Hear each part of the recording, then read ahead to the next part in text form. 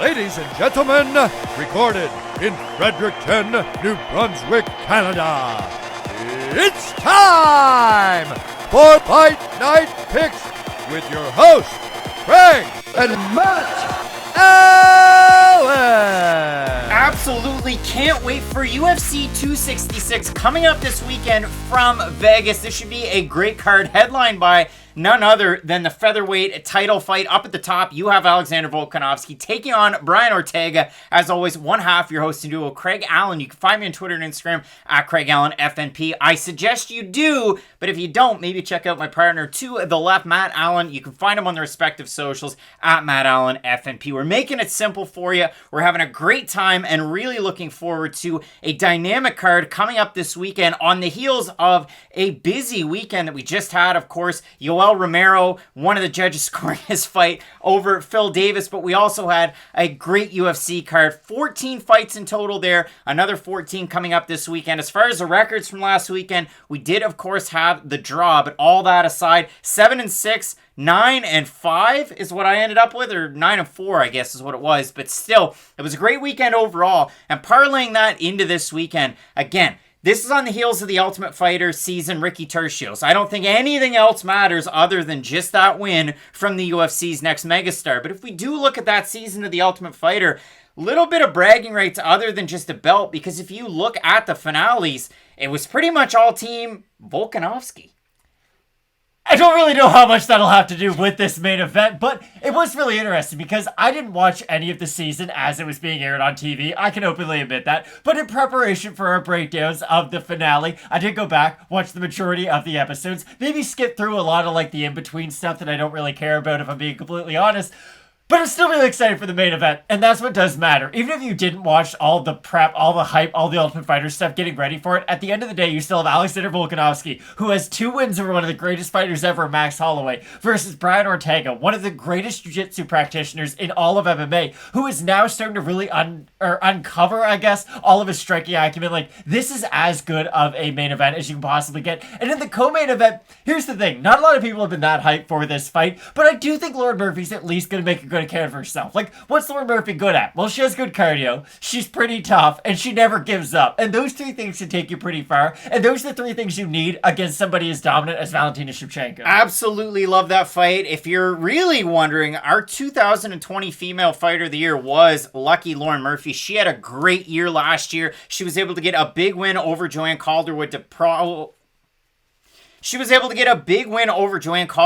kind of push herself into this title conversation. And then just below that, the featured fight, if you will, on this card. It's a 5-rounder, 17 years in the making. Of course, ruthless Robbie Lawler looking to avenge that loss way back in 2004 against Nick Diaz, the return. And his last fight, 2013 against Anderson Silva. I can't wait for it. So many great matchups on this card. It was really hard to whittle down to a fight of the night. We're going to throw it on over to our Fight of the Night screen, as always presented by Manscaped. Check them out at manscaped.com. Use promo code FNP. You're going to get 20% off and free shipping. So throw it on over to the Fight of the Night screen.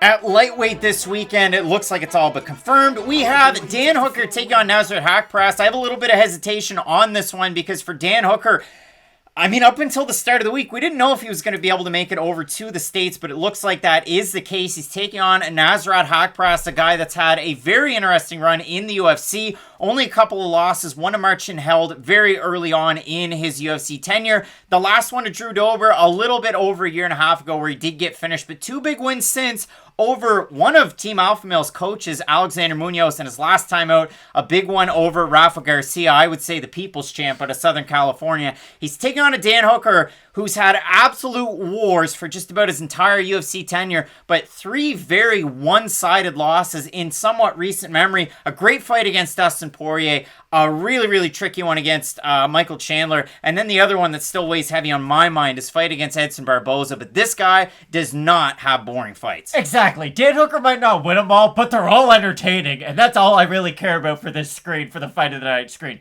Nasrat Haqparast is in this really unique opportunity, or this really unique spot in this division, because the top 15 in lightweight's kind of been stagnant for a long time. It's really good, and it's one of the best top 15s probably in the whole sport, but it's kind of been the same players for a long time now, and it's so hard for these unranked fighters to break through and finally get a ranked opponent. Nasrat Haqparast has another opportunity after he stumbled against Drew Dober, so this should be a great fight. He has a massive step up in competition, and for Dan Hooker, you fought Dustin Poirier and Michael Chandler. A lot of people are going to lose to those guys, and probably back-to-back if they ever had to fight them back-to-back. So for Dan Hooker, kind of a chance to reset a little bit against, I don't really want to say lesser competition, because Nasrat Haqparast is a phenomenal fighter, but this should be a great fight at lightweight. Absolutely love this one, and again, trying to narrow this down to a second choice, very difficult. Marlon Moraes, Abdurakhimov, such an interesting fight, considering for Abdurakhimov, this is a guy that just continues to motor. Early UFC loss on the record. Do you worry about it all that much? Not so much, because of the performances that he's been able to put on so far, and he just continues to win. I mean, you go down through the list: Casey Kenny, Gustavo Lopez, John Dodson, Cody Stamen, Brad Katona, Terrion Ware, and then again, the losses: Frankie Saenz in the debut, and Ricky Simone, which is always going to be tough considering the way that fight ended. He's taking on a former title challenger in Marlon Moraes, a guy that was up at the top of that World Series of Fight division way back when, and an always exciting fighter. Now, lately it's been on the wrong end of things, but you know that he's always going to deliver. I think this is going to be Scramble City, and if it's not, I'm still eager to see it. This should be an interesting fight, because Abdurakhimov, when I think of volume takedowns, I really do think of Merab now. It used to be Khabib, but I do feel like now Merab has the crown, because he just does not stop shooting for takedowns. And it's not one of those boring styles like Jake Shields, where it's, I'm going to hide my head, shoot for takedowns, and try to hold you in position. This guy is going to be scrambling, single legs, double legs, chaining everything together. Should be a very fun fight. And for Marlon Moraes, like, what do we know about him? He's got the one punch of death on the feet. He's got great submissions off of his back. Like, this is a big step up for Abdurakhimov, but it should be a phenomenal fight. Can't wait for it. As always, our Fight of the Night screen presented by Manscaped. Check them out at manscaped.com. Use promo code FNP. You're going to get 20% off and free shipping with your order.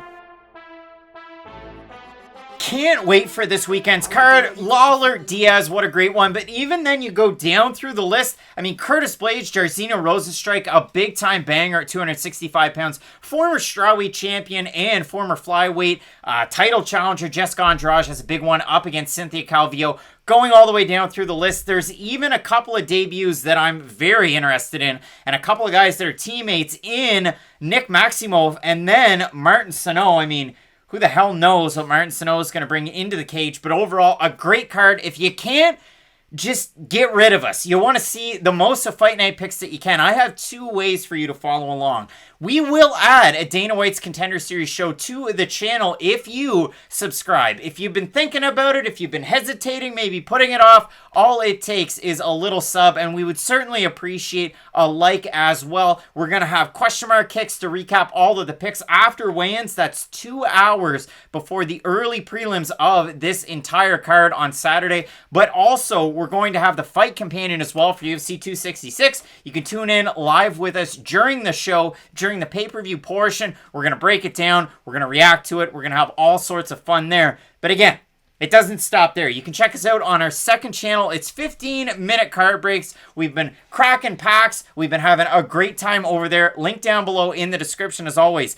Did I break a Trevor Lawrence autographed Allen and Ginter this year? Yes, I did. Did I pick up on eBay a nice Joe Adell Topps Inception patch card? You're darn tootin' I did. What about Onyx Vintage? Randy Arozarena signed stuff. All sorts of great stuff there, but we have a lot of fun talking about not just MMA. So it's all kinds of fun over there. But Matt, I know you're incredibly excited about UFC 266. What are you thinking on this card, really? It's a great card top to bottom. There are some of those new names that we don't know a lot about, like Martin Sano, but then there's also those tried and true veterans, like Roxanne Modafferi, very much a pioneer of the sport, Robbie Lawler, Nick Diaz, Lauren Murphy, so many great names on here. And another fight, too, that you just mentioned in passing, but I feel like it does deserve a little bit more shine. Jairzinho Rozenstruik versus Curtis Blades could be any not a pay-per-view headliner, should be a fight night headliner type of of a fight. If you give me Anthony Smith versus Ryan Spann, then I definitely deserve 5 rounds of Jairzinho versus Curtis Blades. I just feel like that fight's not getting the full respect that it deserves, but this is a great fight card. An absolutely great fight card. As of Monday, there's 14 on this card. We're going to break them down in incredible detail.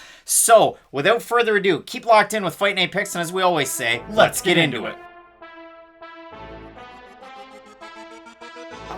Tricky fight coming up this weekend in the featherweight division. We have a couple of the biggest guys you're going to find at 145 in Omar, Venezuelan fighter Morales, who's taking on, and it seems a little sacrilegious, but not GSP, it's JSP, Jonathan Pearce. And Matt, we have kind of a tale of two opposites, but they've kind of come together and mixed their fighting prides to make this fight. And that's why I say that this one's really tricky off the hop, because for me, when we're trying to whittle down the fight in the night screen at the start, there's a few outliers where we go, but that probably won't be it, but it might be. It could be a fun fight. And this is one of those ones because for Omar Morales, a classically trained striker, this is a guy whose father back in Venezuela owned a karate studio and then came up with his own version of martial arts called Slam. Now, I don't know if you read the magazine in the early to mid 2000s, but Slam magazine was a giant deal. LeBron James was on there. Omar Morales' father. It still is. It still is, but Omar Morales' father, different thing. But when you watch Omar fight, you can definitely see some differences in the way that he strikes, and he can really get it done in a lot of different ways, but he very much is a pressure fighter. And the reason why I say these guys have picked up some tricks of the trade and some fun is the fact that if you go back and watch Morales' last fight where he takes on a bodied up, hulking version of Shane Young, Omar really fought a complete game plan in that one. He did, and that's the thing about Omar Morales. He is a very cerebral fighter when he's in there, and that's something that you always kind of pick up on. He does like to pressure his opponents quite a bit, but it's really odd. Normally when we think about pressure fighters, we always associate volume with that pressure. Omar is kind of unique where he is pressuring you a lot, but he's not somebody who's just going to be throwing 7-8 punch combinations at you. He will kind of wait behind the jab, try to set up his power shots, but the odd thing about Morales is that he's not the most heavy-handed striker in the world. He can get it done with one shot here and there, but he is somebody who relies a lot more on setting up their combinations, and that's the really cool thing about his version of karate. I'm just going to call it striking because he doesn't really fight like a traditional karate fighter would. We do think of like a Wonderboy Thompson, someone who stands sideways. He is more squared up to his opponent, more of like a kind of a boxing stance almost. But the thing about Omar is that he does really like to go in there hard with that calf kick. He can himself be susceptible to it. We've seen that in some of his fights. But hey, when you're fighting guys like Giga Chikadze, they're going to kick your calf, and it's not the end of the world if you don't check all of them. This should be a really interesting fight because I'm guilty of this, and I can openly admit this all the time. In life, you shouldn't let your losses define you. And that's just for anybody. I don't care what job it is. Before you say this, yes, we got to break the fourth wall. There's a giant cloud of match judgment over Jonathan Pearce because of this. And that's why I'm admitting it right up front. He got finished and looked awful by Joe Lozon, who again was so far past the hill he couldn't see it anymore. It's just one of those losses where in the moment it's like, wow, that really happened? And it did. And then if you look at Pearce and his next rebound fight against Kai Kamaka III, he looked much better and he looked like a much more improved version. So even I might have to chalk up his first loss to just octagon jitters or being in there with a guy who had a lot more experience than he himself. So what I did too, because that loss, it kind of clouds my judgment of Jonathan Pearce too. So I went and did a deep dive of his entire career and his background even coming into martial arts. So I threw this one down here. In an interview that he did with Odds Checker just a couple of weeks ago from Canada's own James Lynch, had a couple of different things. He knew about this fighter. He's known about it for 6 or 7 weeks. Full camp for him. Obviously, you assume Omar Morales got a full camp too. But the really nice thing that he kind of touched on, and then I wanted to add to, he was a state runner-up at Science Hill High School in wrestling. So you know he has that wrestling in his back pocket. But the real kicker of a quotable was, I've never seen a striker out-wrestle a wrestler. I'm sure it's happened before, Jonathan. I'm sure it has, but that was what he was going with. Maybe a little bit of wordplay in the fact that he's going to wrestle with Omar Morales. Some guys have found success. Omar's only lost once. It was to a pure striker in Giga Chikadze where he got out-volumed, which is sometimes and normally his game. And it surprised me, I remember, even going into that fight. Why is Omar moving down a weight class? Because here's the thing. This guy is 3 weeks shy of his 36th birthday. He moved down to featherweight at a very advanced age, but that's where it gets even more interesting. With Omar Morales, you look at his overall activity. I'm going to throw this one out yet. There, these are all numbers. 1 fight in 2011, 2 fights in 2012, 1 in 2014, 1 in 2015, 1 in 2016, 1 in 2018, 2 in 2019, 2 in 2020, 1 in 2021.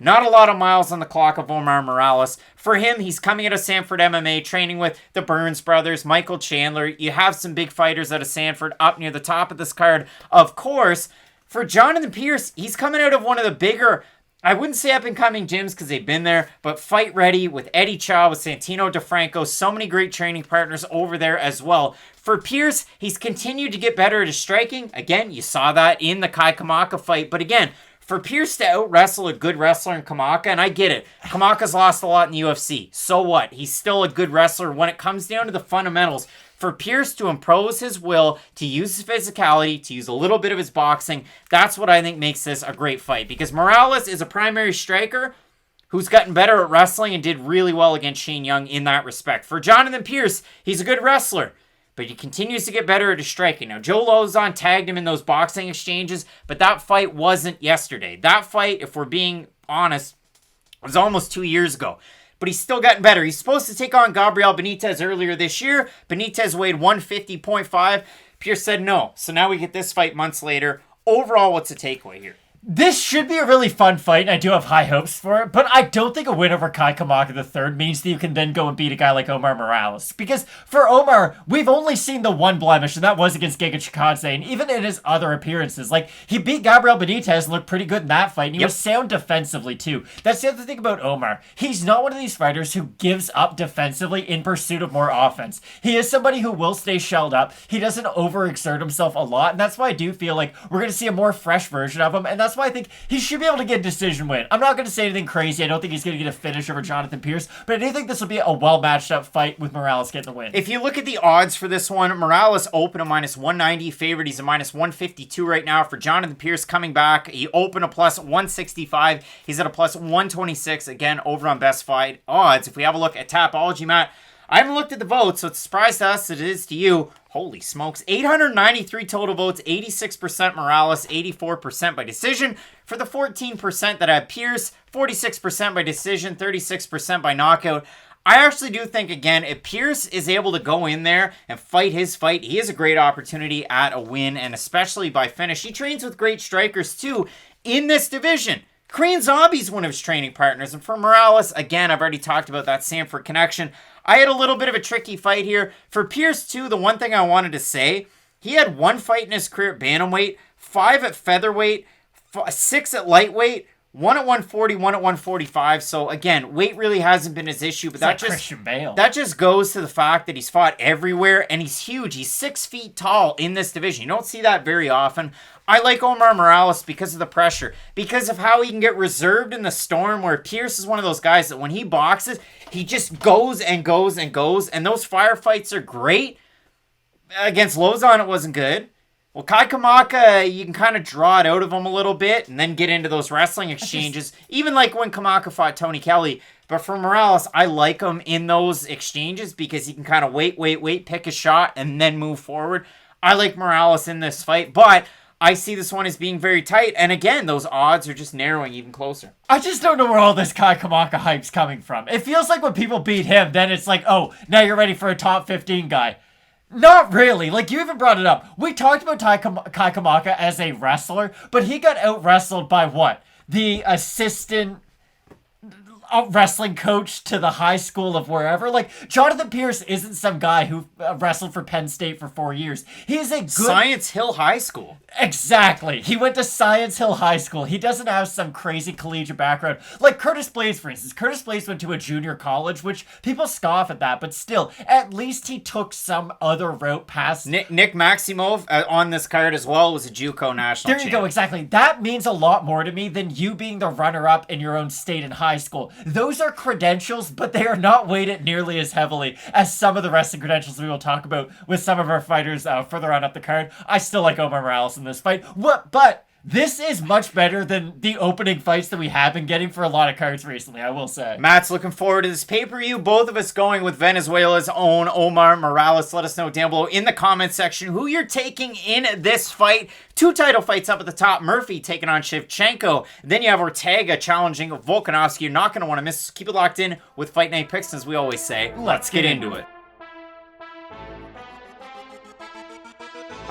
Straight up, this is the oddest fight booking that I've ever seen since Gabby Garcia and Yumiko Hara. We have Matthew Semi the Jedi Semelsberger taking on Martin Sano, and if you didn't know, now you know, because Martin Sano is coming into this card at 4-2-1. Out of his last 3 fights, he's lost 2 of them. His last fight was a draw against Diego Herzog, and I'm just going to insert the Bellator clip right now. Gives us back again. You see a lot of inexperience here. Not good when the announcers are saying that. And I went back and I watched so much tape on Martin Sano to get ready for this one, because really, you're taking a dart, you're throwing it at a board, and you're guessing as to who's going to win this one. And when you're guessing with a minus 400 favorite or thereabouts in Matt Semelsberger, that's where this gets tricky. For Martin Sano, and I'm going to throw the tweet up there too, I threw it out there with this record and I said, can anybody logically tell me why he's on this card? Because, look, he hasn't won a fight in years. His last win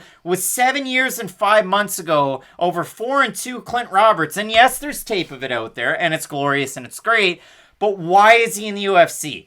The reason why is because Nick Diaz wouldn't come back to the UFC without Martin Sano getting on the card. So that's why he's on this card. Wait, Martin Sano to Nick Diaz is like Tristan Thompson to LeBron James. Like, hey, I'm not coming back unless he's coming with me. To me, he's kind of like the Jacob Malkoun to the Robert Whittaker, or he's like, well, Nick Diaz Academy's own Chris Avila. Remember Chris Avila? And then he was fighting Pretty Boy Taylor. But if we're really focusing in on this fight, I went back and watched a lot of Sano. So again, you look at it, he loses to Dominic Waters, where there's an eye poke in the first 9 seconds of the fight. It's from Waters to Sano. It bloodies up a little bit. They have a halfway competitive fight, but Dominic Waters wins that one overwhelmingly. Then he fights Don Muhammad over with Bellator, and he gets finished quite quickly. And then his last fight, again, against Diego Herzog. Let's really hone in on the Diego Herzog fight. You got a Nick Diaz fighter in Sano taking on American Kickboxing's own Herzog. Herzog goes in there hot and heavy in the first round, and quite honestly, I was surprised the fight didn't even get finished. It's a 10-8 for Herzog.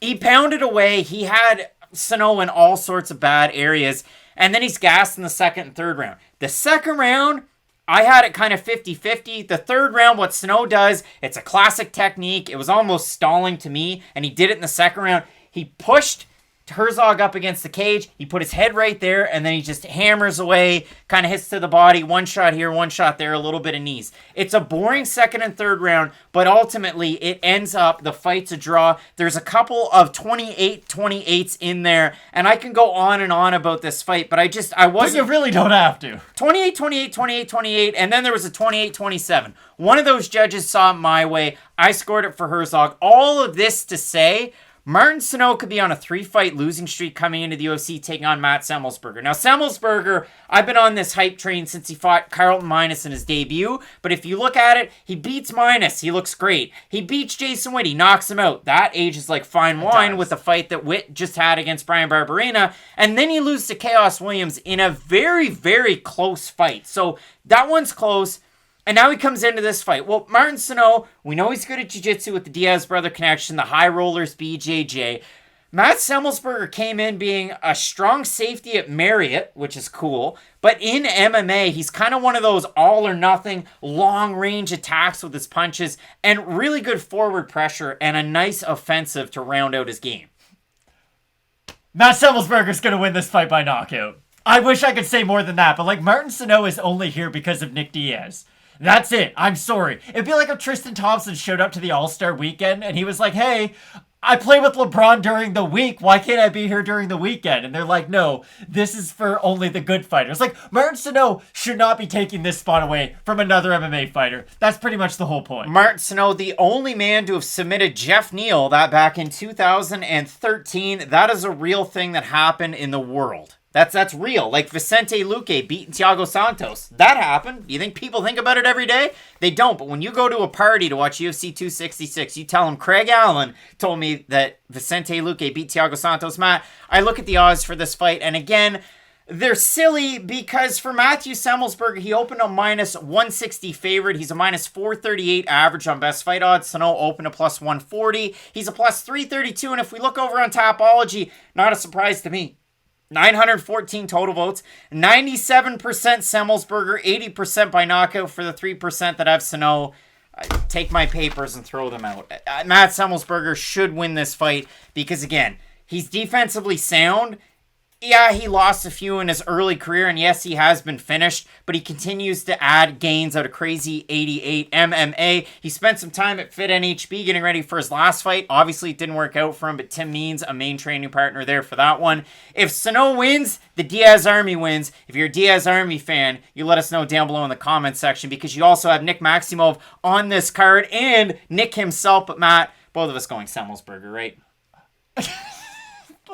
I got nothing to say, Craig. Matt adding so much to the audio version of this show, which you can find on Spotify and Apple Podcasts. But Matt, both of us going with the overwhelming favorite here. And a tweet that I sent out early in the week, I can't believe this is a real fight in the UFC that's going to happen. Both going Semelsberger. I can't wait for the rest of this card. We have so many great fights that you're not going to want to miss. Just keep it locked in with Fight Night Picks, as we always say. Let's get into it. Big time fight coming up this weekend in a giant clash of styles and a UFC debut for a Nick Diaz Academy fighter. We have Nick Maximov making that debut at 6-0 as a pro. He went a perfect 6-0 as an amateur as well. And that happened all during the course of the summer of 2017. It's absolutely amazing. He's taking on Karl Roberson. As I'm editing this, I know I butchered it the whole video. I've always struggled saying Karl Roberson's name, so just keep that in mind. Karl Roberson, Nick Maximov. Almost like mauve, like the color. That's how he pronounced it on Contender Series. That's how the commentators say it. I watched a lot of it. Roberson, Maximov. You can use that with your friends on the weekend. Enjoy the fights. A guy who has had a weird UFC career, and they put him in there against some tricky opponents. He's lost all 4 of his pro fights within the promotion. One to Cesar Fajea, which was oddly enough a featured prelim to UFC 224. That was Pennington and Nunes. He also lost to Glover Teixeira by submission, Marvin Vettori by submission, Brennan Allen by submission. You see where I'm going with this one. Karl gets submitted, but the craziest stat is the fact that out of Karl's total 9 wins, the majority of them come by submission. He is one of the odder fighters in terms of record and fight-wise that I can talk about, because this is a guy that has a Glory kickboxing pedigree. He just doesn't tend to fight that. And then if you look at the way that he loses in some of his fights, especially his last one against Brendan Allen, they go strike for strike. And all of a sudden, Bangkok-ready Sanford MMA zone Brendan Allen is having the better of Karl in the striking exchanges. It's just been a weird bucket of muscles for this guy so far. That's why no one knows what Karl Roberson is or isn't good at, because you bring it up. He has a Glory background, so you'd assume he's going in there head kicking everybody. And he kind of does, but when he gets guys hurt, he will go for the submission. And normally, that's something I really like. That's one of my favorite skills an MMA fighter can have. I hurt you on the feet. Oh, I'm not going to waste all my energy going for the ground and pound. I can get this easy win via submission. Karl Roberson, in a vacuum, is a really great fighter. But the issue comes with his submission defense. And it's weird because normally submission offense and submission defense are tied. They go hand in hand. If you're good at one, you would have to be good at the other. But for what Karl Roberson's shown throughout his UFC career is, that doesn't have to be true. Well, he had all this bad blood against Marvin Vettori, and then he goes in there and has a ton of success, and he looks amazing. And then Marvin Vettori does like a weird wrestling move, like a pro wrestling move, and then he gets in a great position and submits him. That's exactly it. Because that's all Karl Roberson fights. Because Roberson's a really interesting character. He's a great striker on the outside. I would say he's a poor striker on the inside, but that more has to do with his takedown defense than anything. Roberson is almost so much on the defensive, I would say at all times throughout a fight, that it's preventing him from letting his own hands go. This is kind of the thing that's going to happen if and when Alex Pereira makes his UFC debut. It's that, yes, you're a great kickboxer, but do the pure kickboxing skills translate to MMA? Because not having takedown defense is a pretty big problem in the world of MMA, and not having submission defense is the same thing. And when you're fighting a guy like Nick Maximov, who He has a good but not great wrestling background. I know you'll get to it. It's not like he's a gold medalist or anything, but he has a collegiate background. He's a phenomenal jiu-jitsu practitioner. Like, he has all those skills that you look for when you're looking for a fighter that can go in there and beat a guy like Karl Roberson. When I look at it for Karl Roberson, I mean, it's one of those weird ones, again, where he can get taken down, but then sometimes he tries to take some guys down. And if you look at it for Nick Maximov, let's really talk about this one. Again, perfect as a pro. You look at it before all of the fights that he had leading into Dana White's Contender Series. The overall record of those 5 opponents was 2-14, so it's not that great. And if you dive through it, plenty of finish wins. His only decision win was his last fight against Oscar Cota over on Dana White's Contender Series. Now, in that fight, he wins by decision. Way too close of a fight than you'd want to see out of an uber prospect. But this is one of those guys that I think might translate into the UFC. And I say that because he looks like a bizarro American brother to the Laramie brothers that you might know and love. TJ's in the UFC. His younger brother, we might see someday, I don't know. But when I look at Nick Maximov, this is a guy that has a JUCO All-American background in wrestling. So yes, he's very good. There are a lot of JUCO guys that have had success. Not just guys on Last Chance U in football, but guys in wrestling as well. Maximo being one of those guys. He's one of the more credentialed brown belts that you're going to find competing in MMA that also competes in jiu-jitsu tournaments outside of it. But also, he's the type of guy that's going to list his idols as the Diaz brothers. So there is that much as well. But if you look at it in his last fight against Cota over on Contender Series, he didn't have a ton of success. It was a really close fight. But if you take a closer look at it, you'll see it on the screen. He weighed 209. You might go, did he miss weight at light heavyweight? No. He fought at heavyweight against a 263-pound toss-up of a guy. He had a little bit of an issue trying to take him down, but that's going to happen. So once you get to the ground, you're in Nick's world, so to speak, and I think Karl could have issues in those in-betweens, in those spots. But for Nick, if you go back and watch even his LFA fights, this guy really launches out and extends for a lot of his takedowns, and it's kind of not as natural as the Glover Teixeiras, the Marvin Vittoris, the Brendan Allens. He could really get caught by a Karl Roberson type of attack here. He could, but I'm starting to look at Karl Roberson like I look at Alex Caceres at featherweight. It's like, yeah, the strikes are flashy, but when you don't have any defensive attributes whatsoever, and that kind of does go for his striking defense too, because this is the thing about Roberson. He is so much on the defensive to where when you pressure him, he brings his hands down naturally. And when he brings his hands down, that leaves his own head wide open to be hit by strikes. If a guy like Brendan Allen can get from point A to point B on the feet to you that easily, and hey, Brendan Allen's made massive leaps within his striking game, but still, I don't look at Brendan Allen as the gold standard for strikers at 185, and you wouldn't think that he'd be able to strike with a glory kickboxer like he was able to do with Roberson. I just don't think we were sold a false bill of goods, I think, on Karl Roberson, to be completely honest, and that's why I actually think Nick Maximo can spring the upset in this one. I mean, Maximo's been training with Richard Pearce. You have to think the boxing will progress. He's only 23 years old coming into this one, and again, for Karl Roberson, I mean, he's only almost 31. He's a week away from 31. If we have a look at the odds for this one, Maximov open to -140 favorite. He's -111 right now. For Karl Roberson, you can say the same thing. Open to +120. He's now at about a -112. So their pick'em odds right now, the votes over on Topology aren't very close. 929 of them so far. 72% for Maximov, 71% by submission. For Karl Roberson, 28%, 40% by knockout, 42% by decision. For me, I have a hard time with this one because for Nick, how good's his striking? Because I haven't really seen great striking out of him, and he was fed opponents all the way up to Contender Series. Then he fights a 263-pounder. I've waited this long, so let me throw a bombshell at you. So I watched that performance against Cota, and I go, well, that's a middleweight fighting a heavyweight. This is like an open weight tournament with pride. Okay, what's Dana White going to say when he goes to give out the contracts? And for Nick, it's, well, I'm pretty sure he had to go to the hospital after that fight, so you don't necessarily love to see that one. He fought a guy 60 pounds heavier than him. That's true, but Dana goes, okay, we're going to offer Nick an opportunity on The Ultimate Fighter. And then Nick doesn't go on The Ultimate Fighter, and now we give him a contract and he's here. So I don't know what to make of that. I don't necessarily love it. I mean, we saw that with Andre Petrosky. Same thing. This guy's destined to be on The Ultimate Fighter. Then he gets some tricky enough fights. He gets tired. He comes into the UFC. They give him a fight, and they spoon feed him Gilmore. it kind of feels like that with Maximov. Like, okay, you had that fight against Kota. It was on super short notice. It was up 2 weight classes. Now you get Karl Roberson. What do we do here? It is a really tricky fight for me, and I can see why they're picking odds here. It's just because there's no confidence in either guy with one massive aspect of their game. With Karl Roberson, he has no ground game or no defensive ground game. And for Maximov, we do have so many question marks around his striking. This is what I normally go to, though. If you're a natural grappler against a natural striker, your boy Royce Gracie proved this a very long time ago.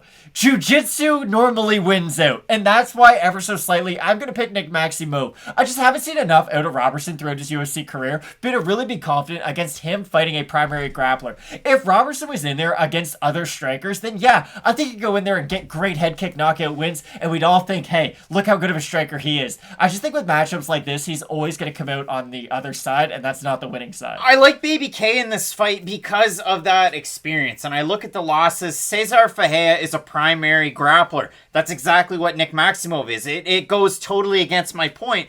But then if you look at the quality of opponents again, Marvin Vettori, challenge for a title. Glover Teixeira will challenge for a title. Brendan Allen has continued to either incredibly underwhelm or look great. He's got a big test coming up against Brad Tavares. We'll find out. But he continues to grow leaps and bounds. For Karl, at the bare bones of it, he's a good striker. The fight starts on the feet. And for Maximov, I haven't seen him tested in that area. I think if he beats Karl Roberson, I get to gain a whole new appreciation for his game. This is a really tough test, though, and I like Karl by an ever so slight margin. So we'll see how this one goes. We'll see these guys in on weigh-in day, and maybe there's a change of a pick over on Fight Night Picks question mark kicks 2 hours before the prelims, but right now we're split on the pick. I have Karl Roberson. You have Nick Maximov. This should be an absolutely amazing fight, and I can't wait for it.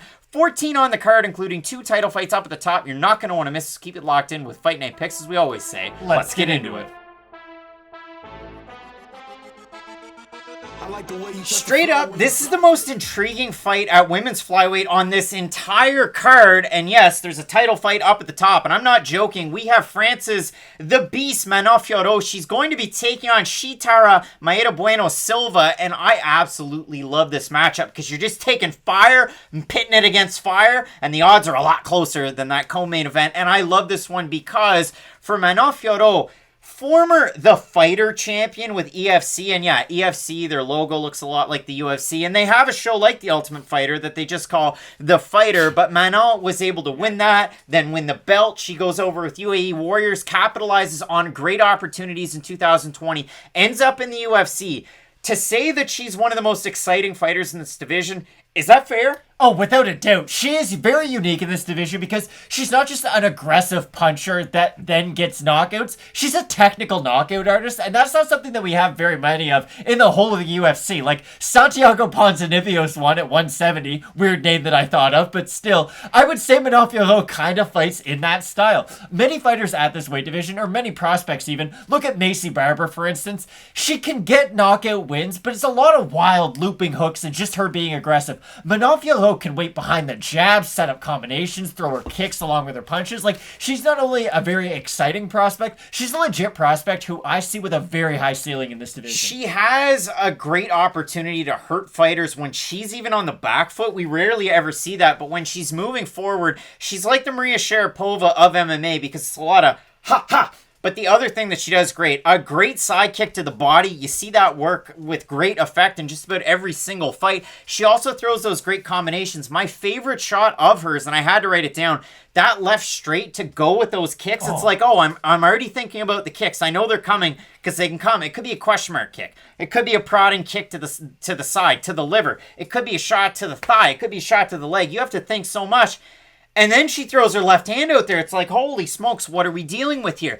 Well, now she's going to be taking on Mayra Bueno Silva, a fighter who has flames tattooed on her arm, which is so 2000 and late. But you also have to worry about her because she's a shoot-to-box fighter. And, of course, you're going to see Gloria DePaula in her corner, who's also in the UFC, has a fight coming up of her own. But for Bueno Silva in the UFC, she beats Mayana Souza over on Contender Series a very long time ago.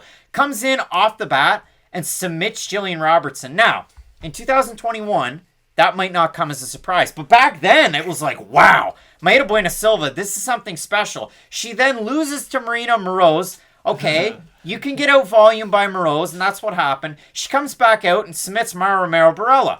That's halfway impressive. Then in her last fight, it's a majority draw against Montana De La Rosa. And I had to go back and watch that fight to really understand why. Because to me, Mayra Bueno Silva won that fight. And to a lot of people, she won that fight. Except she lost a point for an egregious fence grab in the first round. That's why it's a draw. If that didn't happen, Mayra Bueno Silva would have won that fight. The judges' scorecards, 2 28-28s, 1 28-27.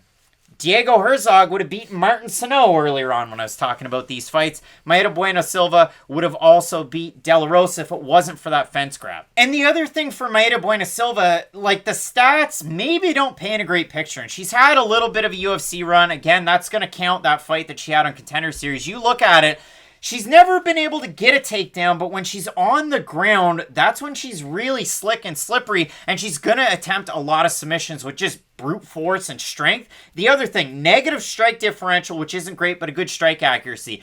I never bring up strike totals anymore. 2-3 years ago, Fight Night Picks, sure, I used to do it all the time. Manon Fiorot, so far in the UFC, has video game stats in 2 fights. She finishes poor Victoria Leonardo, and then she's supposed to fight Marina Moroz, so we would have had that connection. Moroz out, so on short notice they bring in Tabitha Ricci, who didn't stand a gosh darn chance, and she just teed off and made her nose look like a stick of butter. So for me, I love this fight because you get fire, and I love those matchups. And at 125, finishing abilities, maybe not there for a lot of fighters. Both of these fighters can finish fights, and that's what makes this one so much fun. And just to expand a little bit more upon Mayra Bueno Silva's submission ability off her back, like just go back and watch Jalin Roberson fight. That's how Bueno Silva gets her win. Because you have to remember, Roberson was just coming off of choking the life out of Molly McCann, and it was disgusting when it happened. So people just kind of figure like, wow, that is the jiu-jitsu ace for the division. And then Bueno Silva comes in and she's like, no, Dikembe Mutombo style, and gets an armbar off of her back from her guard. It's so hard to get submissions off your back at the UFC level, and the fact that Bueno Silva was able to do that against another primary grappler just speaks volumes about how good of a grappler Silva is. My big issue with this fight, though, is that not only does Bueno Silva lack the wrestling to get Fiorot down to the mat, I don't love her ability to close the distance either, or to strike on the outside. I really do feel like this fight's going to be Manon Fiorot setting up her combinations over and over and over again, because for Silva, I just don't know what her plan B is. I know what her plan A is. It's going to be to try to drag Fiorot down to the mat.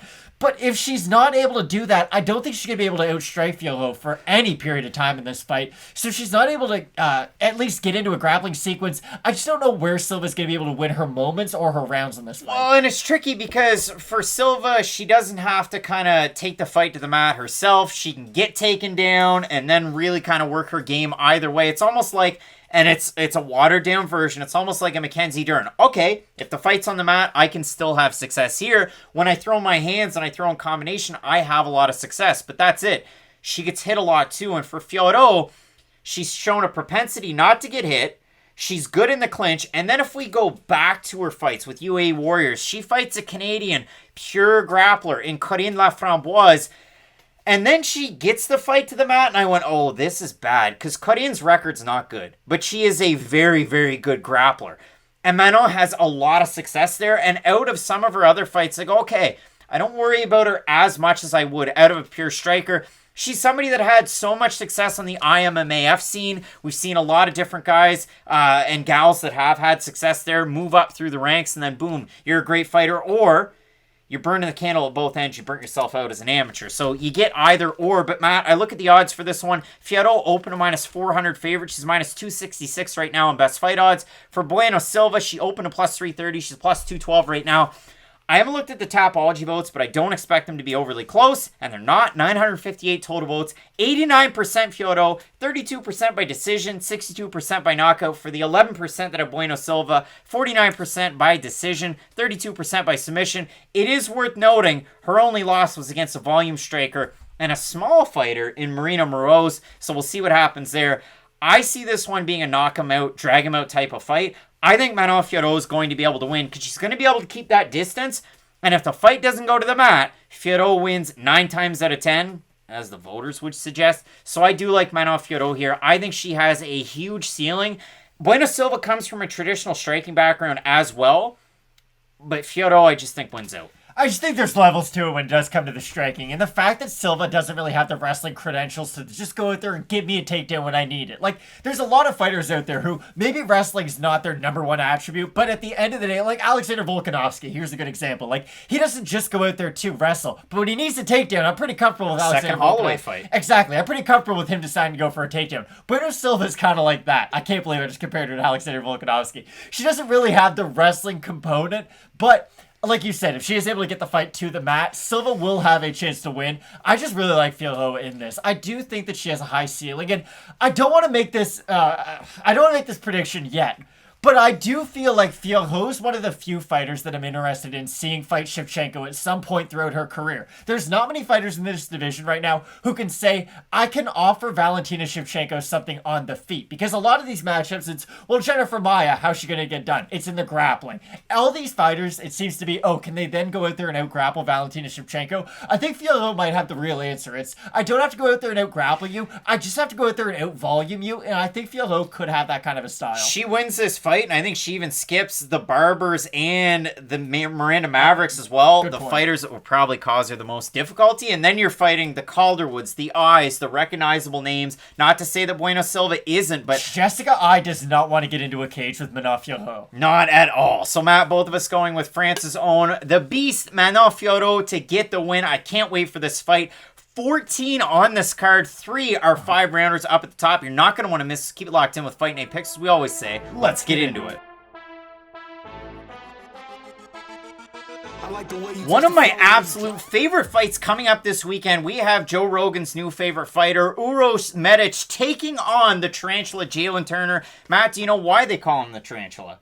Because he's like 6'3" and all legs and arms? Because he has over 200 spiders. And for Jalin Turner, this guy has been so tricky so far in the UFC. He debuted almost 3 years ago against Vicente Luque. Now, obviously, he loses that fight, but then he comes back to beat Callum Potter, lose to Matt Frevola, beat Joshua Culibao and Brock Weaver. Both of those wins by finish. So a little bit of hype following a guy who's trained at some very big gyms in his own right with Ruka Sport, as well as Carlson, Gracie, Riverside, and I mixed mash and Riverside, Carlson, Gracie.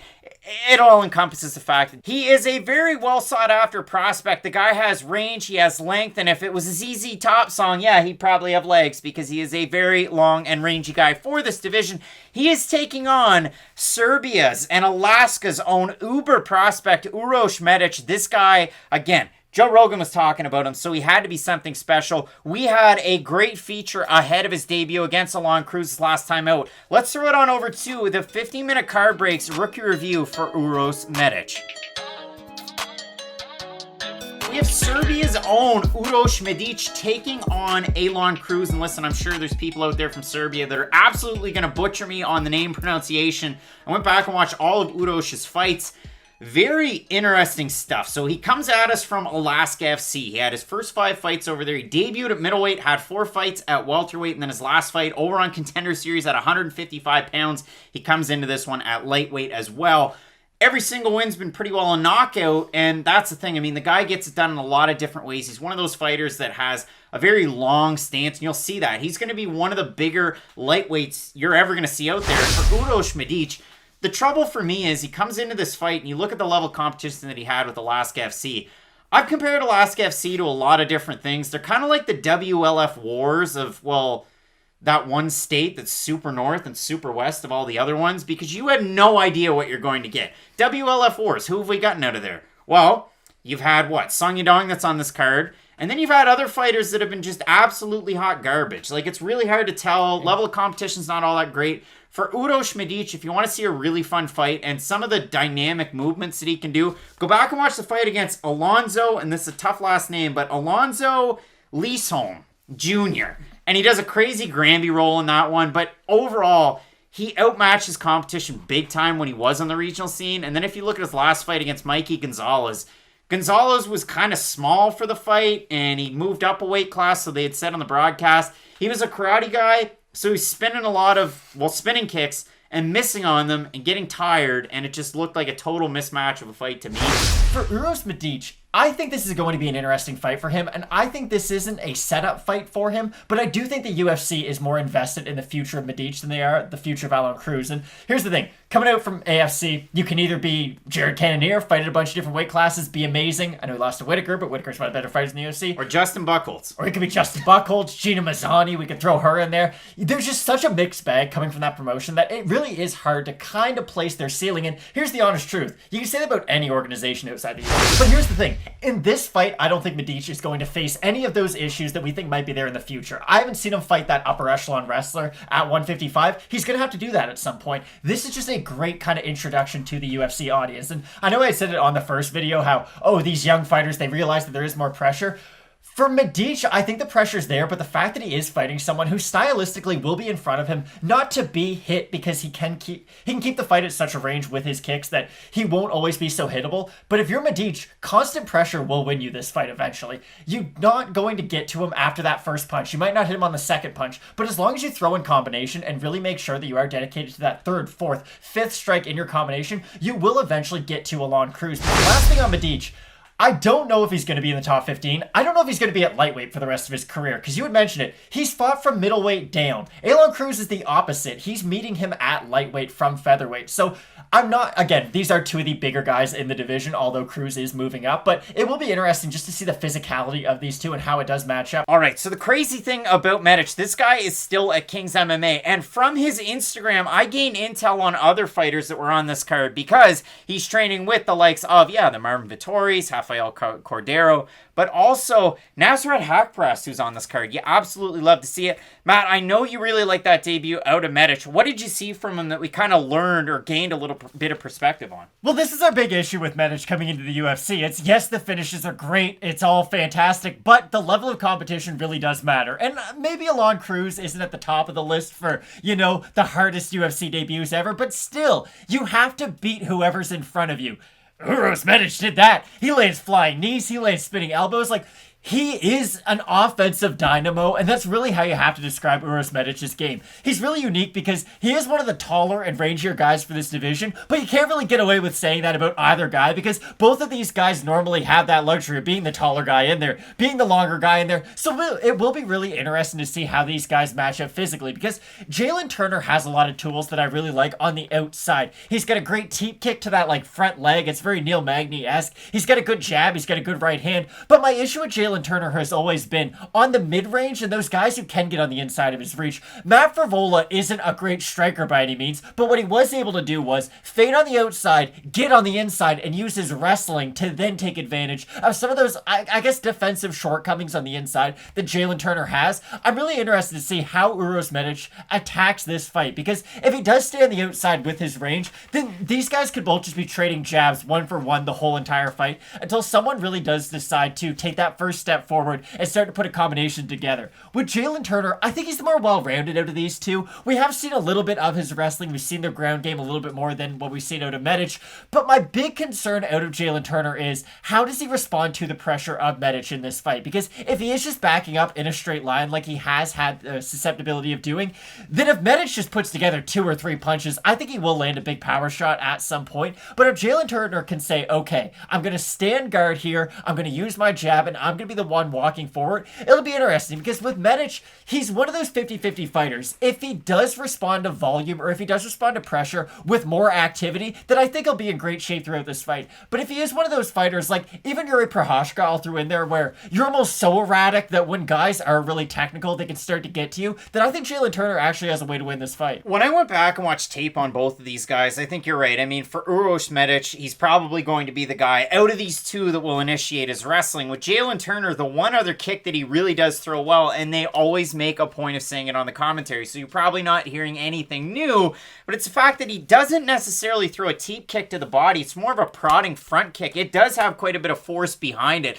I really do like that. Again, for Jalin Turner, he's one of those pop. He goes jab and then throws the cross, and if there's a lot of power on it, you saw it have concussive type of effect to Brock Weaver when he was able to get the win there. And then again, the win before that, Joshua Culibao, yes, that was on short notice. Yes, that was weird in terms of what they ended up weighing going into the fight. However, that seems to age like fine wine with the way that Joshua Culibao's looked in the UFC. And I remember previewing that fight going, man, I don't even know what to tell you about Culibao because it wasn't that impressive coming into the UFC. He didn't really seem to have all those tools, especially moving up a weight class. But at 145, he's looked good. So, again, it continues to look better. Similar to when Turner comes in, fights at 170 against Luque. What do you really learn out of that? Not a lot. So I absolutely do love this fight because it could be one way, it could be the other way. And out of this, we're going to learn a lot about these two guys that I still do. Even with Turner having 15 pro fights, I still would say a prospect. I need to see a little bit more out of these guys. The odds for this fight, Medic opened the favorite at a minus 185. He's now minus 123 over on best fight odds. For Jalin Turner, opened the underdog at plus 160. He's roughly around a plus 101 right now. We haven't seen the Tapology votes. I'm really eager to see them. Wow, 960 total votes, 84% Medic, 78% by knockout for the 16% that have Turner, 44% by knockout, 40% by decision. Again, stylistically, I absolutely love what both of these guys do, and I think they definitely pose a problem for a lot of the guys in this division. Also interesting to note, Turner's the younger fighter here, too. Who would have thought that? Exactly. It is really wild. But these are two of the more exciting prospects in this division because I would also consider Jalin Turner a prospect. You can't go from fighting Vicente Luque at 170 pounds to then just being like, oh, we're going to keep you in the deep end of the pool. Like, these are the fights that Jalin Turner should be having. Tyrion Ware had that experience. Yeah, Tyrion Ware fought 4 killers, and they were like, bye, Tyrion. It's like, okay, that wasn't very fair.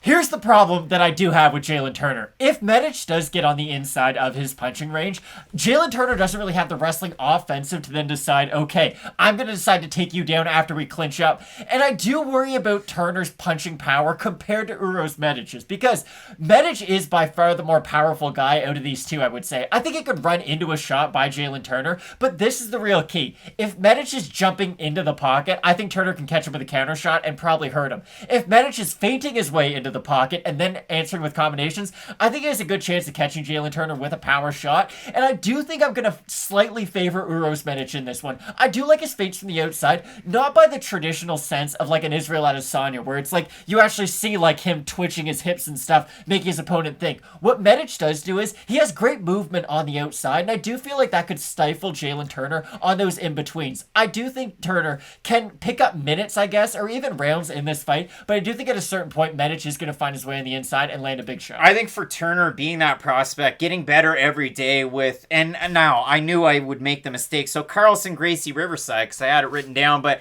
really working your ground game there with the wrestling offensive that we've seen from Medic, and you talk about a guy that's fought in all different weight classes that we had in the rookie review. It's kind of crazy that he started in and around middleweight, now he's down here at lightweight and fitting in perfectly. Again, another one of the bigger guys you're going to find in the lower weight classes, but for Turner at Gracie, but as well at Ruka Sport, and I know that people didn't love his last performance. He's got a big fight coming up, but Rafa Garcia, a guy that can really make it tough. He's going to grab the back of your head. He's going to throw those uppercuts nice and in tight, but get you ready for a fight like this. If they even cross pass at Ruka Sport, I think there's a lot of things to like out of Turner's game, especially from the outside too. Now, if he's like the Luke Rockhold, I'm just going to lean back and leave my chin out there, that's an issue because Medic is one of those guys that can crash forward, throw those looping hooks to try and really set up his wrestling game. I think Medic can have a lot of success there, but I do like Turner's well-roundedness. I like that one too. I like those prodding kicks, whether it's to the leg, whether it's a sneaky little oblique kick or that prodding front kick to the stomach. I like a lot of things out of Turner's game. So as an underdog, I can see value,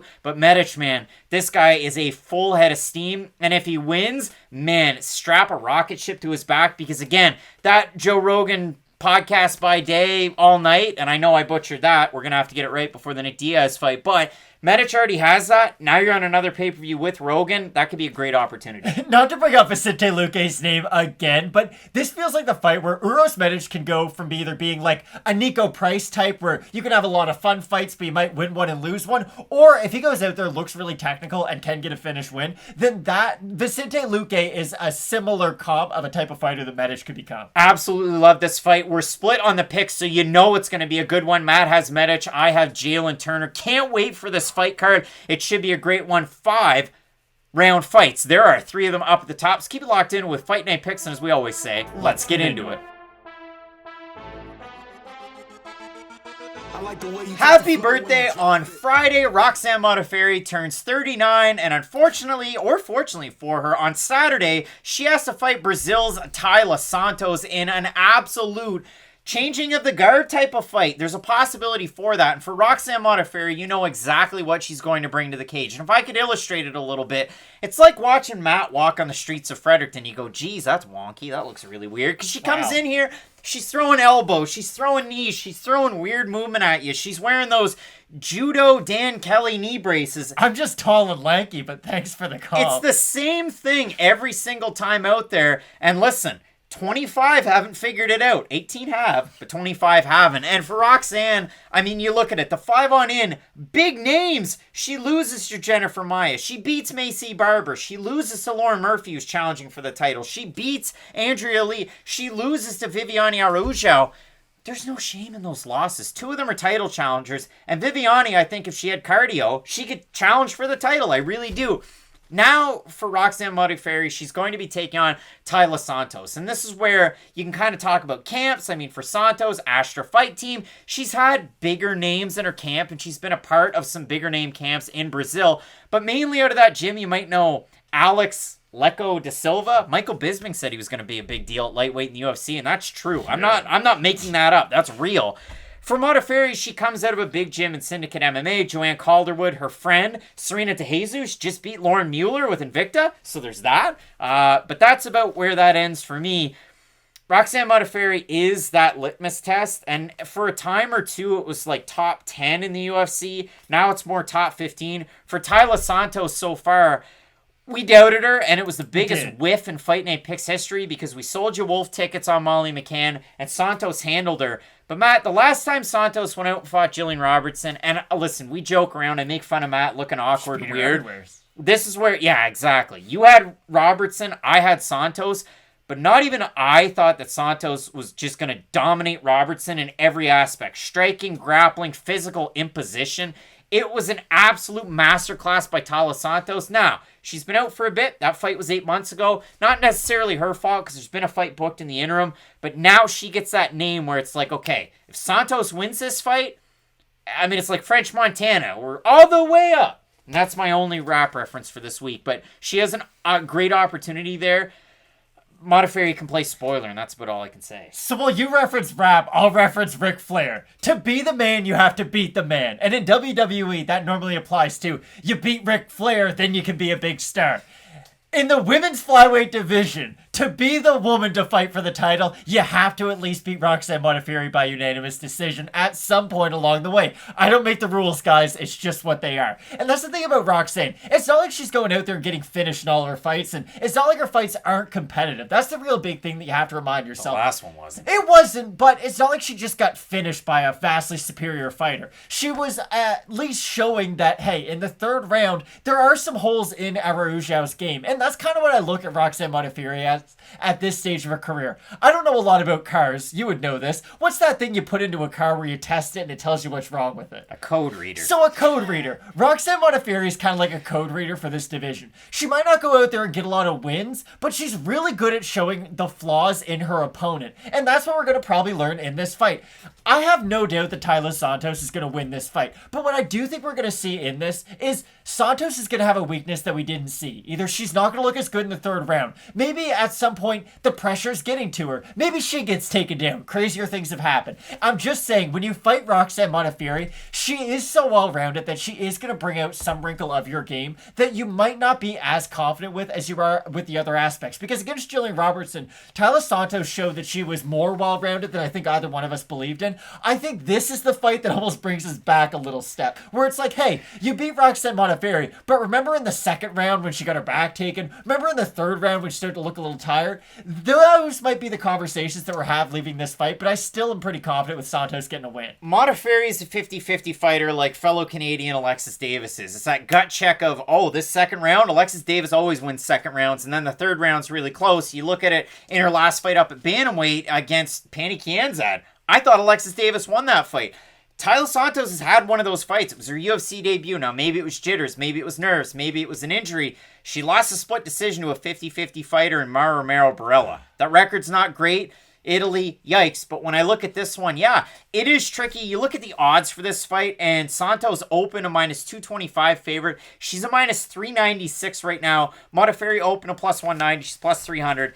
Can Santos pass the test? I think so. Here's the thing. The odds are always way off on a Modafferi fight, like they are for a Dan Kelly fight. I don't know what it is about the knee wraps, but bettors hate it. And it makes sense. Normally your knees are wrapped because there's something wrong with them to begin with. But Roxanne Modafferi is always much bigger of an underdog than she probably deserves to be, for all the reasons that we brought up. She's not a fighter who goes out there and gets finished early on. She is going to at least make it to that final bell, and cardio and toughness can take you pretty far. I don't think it's going to be far enough to get a win over someone like Taila Santos, because this is the problem with Roxanne Modafferi that now we're running into. When we talk about, for instance, Santos is 28 years old.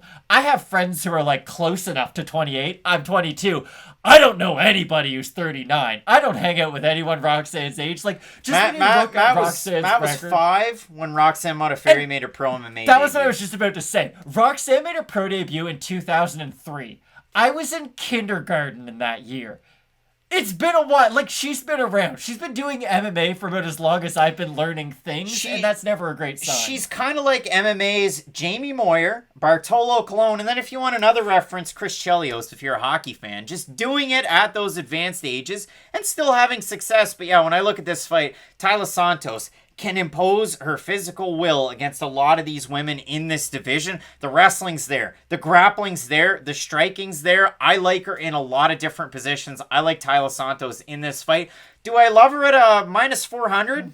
No, so that scares me away because Modafferi's been that gut check. She beat Macy Barber, who was going to become the youngest champion in UFC history. We know that's not going to happen now. She was able to get a win over Andrea Lee, too, by decision, who, again, is competitive against the top 15 in this division. So we're going to learn a lot this weekend, but I like Taila Santos here. And the last thing I'm going to say about this fight, we're finally seeing a big turnover in this division, which is really nice. I know Lauren Murphy's finally getting her title shot, and she is one of the, I would say, more mainstays of the division, if you will, because she came off The Ultimate Fighter, used to fight at 135 pounds. But there's a lot of new young talent in this division that's making it really fun. You have fighters like Taila Santos, fighters like Miranda Maverick. I know she lost to Macy Barber, but still, there's a lot of young, exciting, fun contenders. Manon Fiorot is another one to throw in there. So it's just nice to see that we're finally starting to get this overlap or change in the division. Sort of out with the Roxanne Modafferi, that sounds awful to say, and in with a lot of new young talent. Matt, both of us going with Taila Santos in this fight. I absolutely love it. And all jokes aside, you have a big fight at 125 all the way up at the tippy top. Shevchenko is taking on Lauren Murphy, and in the main event, Volkanovski Ortega. You're not going to want to miss it. Keep it locked in with Fight Night Picks, as we always say. Let's get into it. Number 7?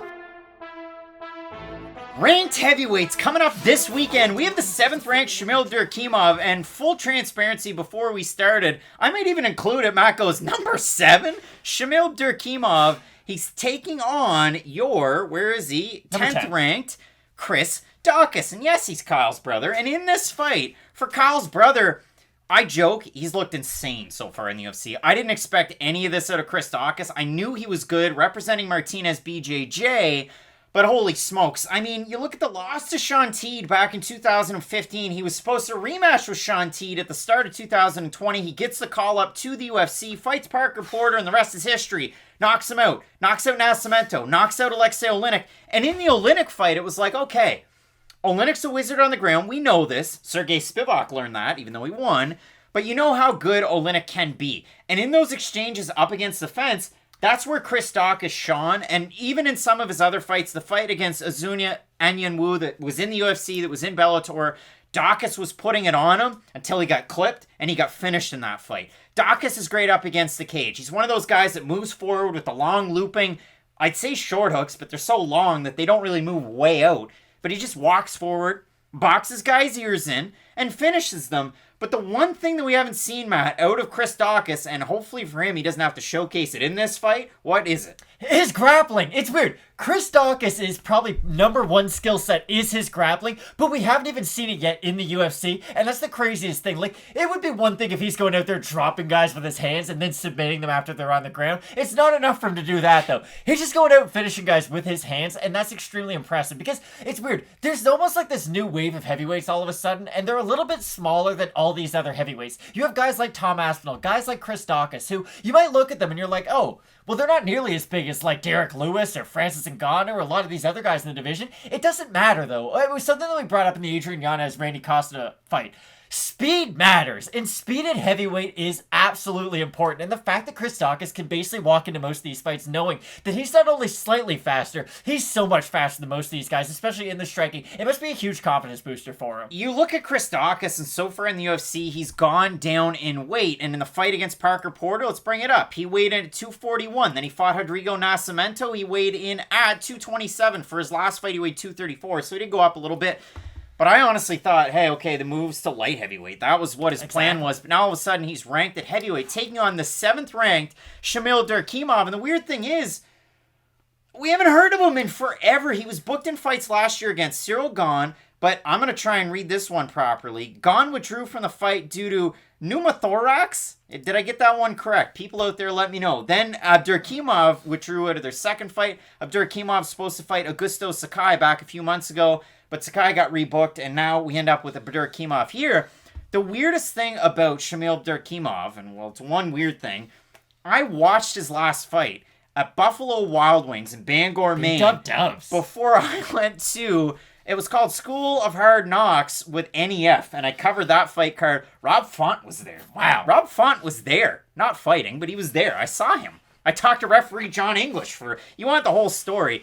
But I watched that fight. It was me and my wife at B-Dub-Dubs. Like, it's a big deal. We don't have B-Dub-Dubs in New Brunswick. So we watched that fight. We ended up leaving after that. It was a great trip. But the point of it is, I remember that Curtis Blades fight like the back of my hand because it was all Curtis Blades doing what normally Shamil Abdurakhimov does to most other fighters. And it was really weird. And I do think Shamil Abdurakhimov is one of those fighters where offensively, yes, his grappling's very good, but if you actually get him on the defensive and on the back foot, he does struggle off of his back. I know he's got really good grappling, but again, when you kind of get past almost welterweight, like even middleweight, light heavyweight, and heavyweight, it's very rare to see submissions off guys' backs unless you're like Fabricio Verdum or Jacare Souza. And even Jacare doesn't have a lot of submissions off his back. Just the bigger you are, it's harder to really use your weight and to move another guy around like that. So for Shamil Abdurakhimov, I think he's going to have areas where he might have slight amounts of success in this fight, but other than just the offensive takedown, I don't think he can strike with Chris Daukaus at all. I don't think he has the hand speed or the technique to be on the feet with Daukaus, and I don't think he has the cardio advantage over Chris Daukaus. So other than maybe just trying to grind out Daukaus against the cage, I'm finding it very, very difficult to find even areas where Abdurakhimov going to have the edge over Daukaus in this fight. Abdurakhimov coming into this fight, almost 40 years old, 39 and 10 months when he makes the walk to the cage. I want to list off the wins. We don't normally do this deep dive through records, but in the UFC, wins over Freight Train Hamilton, Walt Harris, Chase Sherman, Arlovsky, and Tybura. The Tybura fight, one that kind of ages like fine wine, and Marcin was on the downturn at that point too. The losses, Tim Johnson, Derek Lewis, and then, of course, Curtis Blades. And for Tim Johnson, did he look good against Moldavsky his last time out? No, but Tim Johnson, he's got those looping hooks, almost like Chris Daukaus. If Abdurakhimov can grind out Chris Daukaus, if that size can really wear on him, we've seen Abdurakhimov weighing in up near the limit of heavyweight. Maybe that's going to be his best path to victory. I just have a hard time where I haven't seen Abdurakhimov in a long time. I know he's going from Blades way up at the top to Daukaus, who is making his way up the rankings for sure. He's a great fighter. It's a tricky one for Daukaus, but I do still like him in this one. And again, hopefully from him and his camp, they probably don't want him to showcase his jiu-jitsu in this one because you're going to be on your back if you are. But I do think that Daukaus has a great opportunity with the hands. So there's a UFC poster just to the right of Craig that has Volkanovski and Anthony Smith's faces on it. Now, you might say, hey, that's not the best main event in the world, but there was once a fight poster that had Shamil Abdurakhimov versus Derek Lewis at the top, and the co-main event was Francis Ngannou against Anthony Freight Train Hamilton. So it got worse. The point is that Shamil Abdurakhimov at one point was in a main event for the UFC, and he looked pretty good against Derek Lewis until he got knocked out. It was kind of the original Derek Lewis gets taken down for 15 minutes until he knocks in his opponent fight. So there has been those glimpses of success from Abdurakhimov in the cage, but he's never been able to keep it up throughout an entire fight. I really do see cardio and striking being on the side of Daukaus. I love Daukaus in this fight. All right, so we look at the odds for this fight, and Abdurakhimov opened a plus 120, and now he's a plus 159 on best fight odds. For Chris Daukaus, he opened a minus 140, he's a minus 194 or thereabouts. And we have a look at the Tapology votes for this one, Matt. I'm not overly surprised. 959 total votes, 84% Daukaus, 86% by knockout, 8% by decision. For the 16% that have Abdurakhimov, 51% by decision, 37% by knockout. Knocking out Shamil Abdurakhimov is not going to be easy. Curtis Blades did it, but he mixed in a lot of the grappling with it. That was so long ago. Listen, Derek Lewis did it 4 years and 9 months ago. The trouble for me with Abdurakhimov, he's no longer 39, he's 40. Chris Daukaus' birthday is on Saturday. He turns 32, so happy birthday to him. Matt, what are you thinking? This is a really odd fight, but I was trying to think of different times that we've had contenders in the same division kind of on the same ascension at the same time. For instance, you bring up the Shamil Abdurakhimov main event that he had against Derek Lewis, don't forget. But who was the co-main event of that fight night? It was Francis Ngannou against Anthony Freight Train Hamilton. Now, I'm going to bring it all together. Hear me out. Derek Lewis and Francis Ngannou, when they both became contenders, it felt like they were doing it at the same time. We have these two guys. We're not going to let them fight each other until they both get to the top of the division. Then we'll finally put them in the cage Worst together. fight ever. Worst fight ever. Then we had, I'm going to say Cyril Gahn and Jairzinho Rosenstruck they were sort of coming up at the same time. We'll say I get Jairzinho a little bit earlier, but still, they were both kind of making their rise at the same time. Cyril Gahn gets the win. I feel like Chris Daukaus and Tom Aspinall are kind of the two newest guys who it's okay. These are the young contenders making their rise through the division. It's just a matter of time until they're going to finally get in there with each other, I think. And I do feel like if Chris Daukaus is able to get the win over Abdurakhimov, that's probably the next fight. And I mean, if you look at it for Aspinall, it was going to be the boxing and the pressure from Sergey Pavlovich, but he gets a nice test and a grappler, and Sergey Spivak and looks amazing. For Daukaus, I've had questions about his striking in the past, because again, against Zhu Enyanwu, and that's what? His last loss, he was winning that fight until he didn't. And if you look at it, his wrestling defense, how good is it? I know how good his grappling is. We're going to find that tested here against Abdurakhimov. I still like Chris Daukaus in this fight. I love his straight punches. I love when he comes forward. He proved it to me against, this is going to sound so weird. If you told me this like 8 months ago, I'd go, what? But the win over Parker Porter continues to look better. And I just like his overall well-rounded game. For Abdurakhimov, I haven't seen him in 2 years.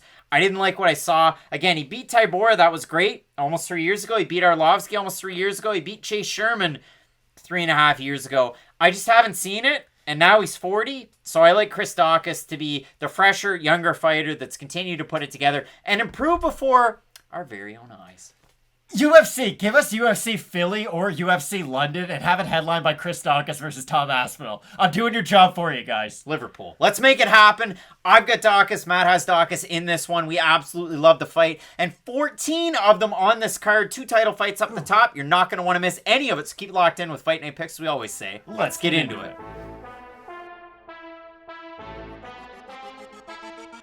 Hooker is on the move. He's got the visa. He's got the contract. He doesn't have COVID. He's going to make it.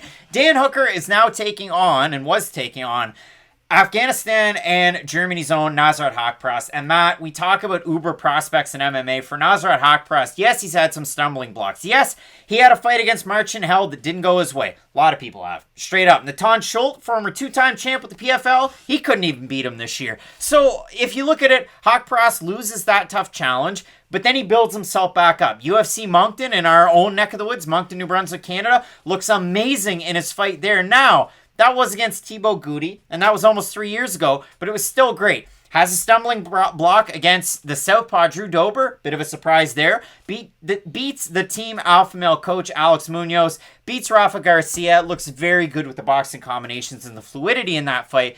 Now he's going to be taking on Dan Hooker, whose last 2 losses are, and this is not a test or a lie, Michael Chandler, and before that, Dustin Poirier.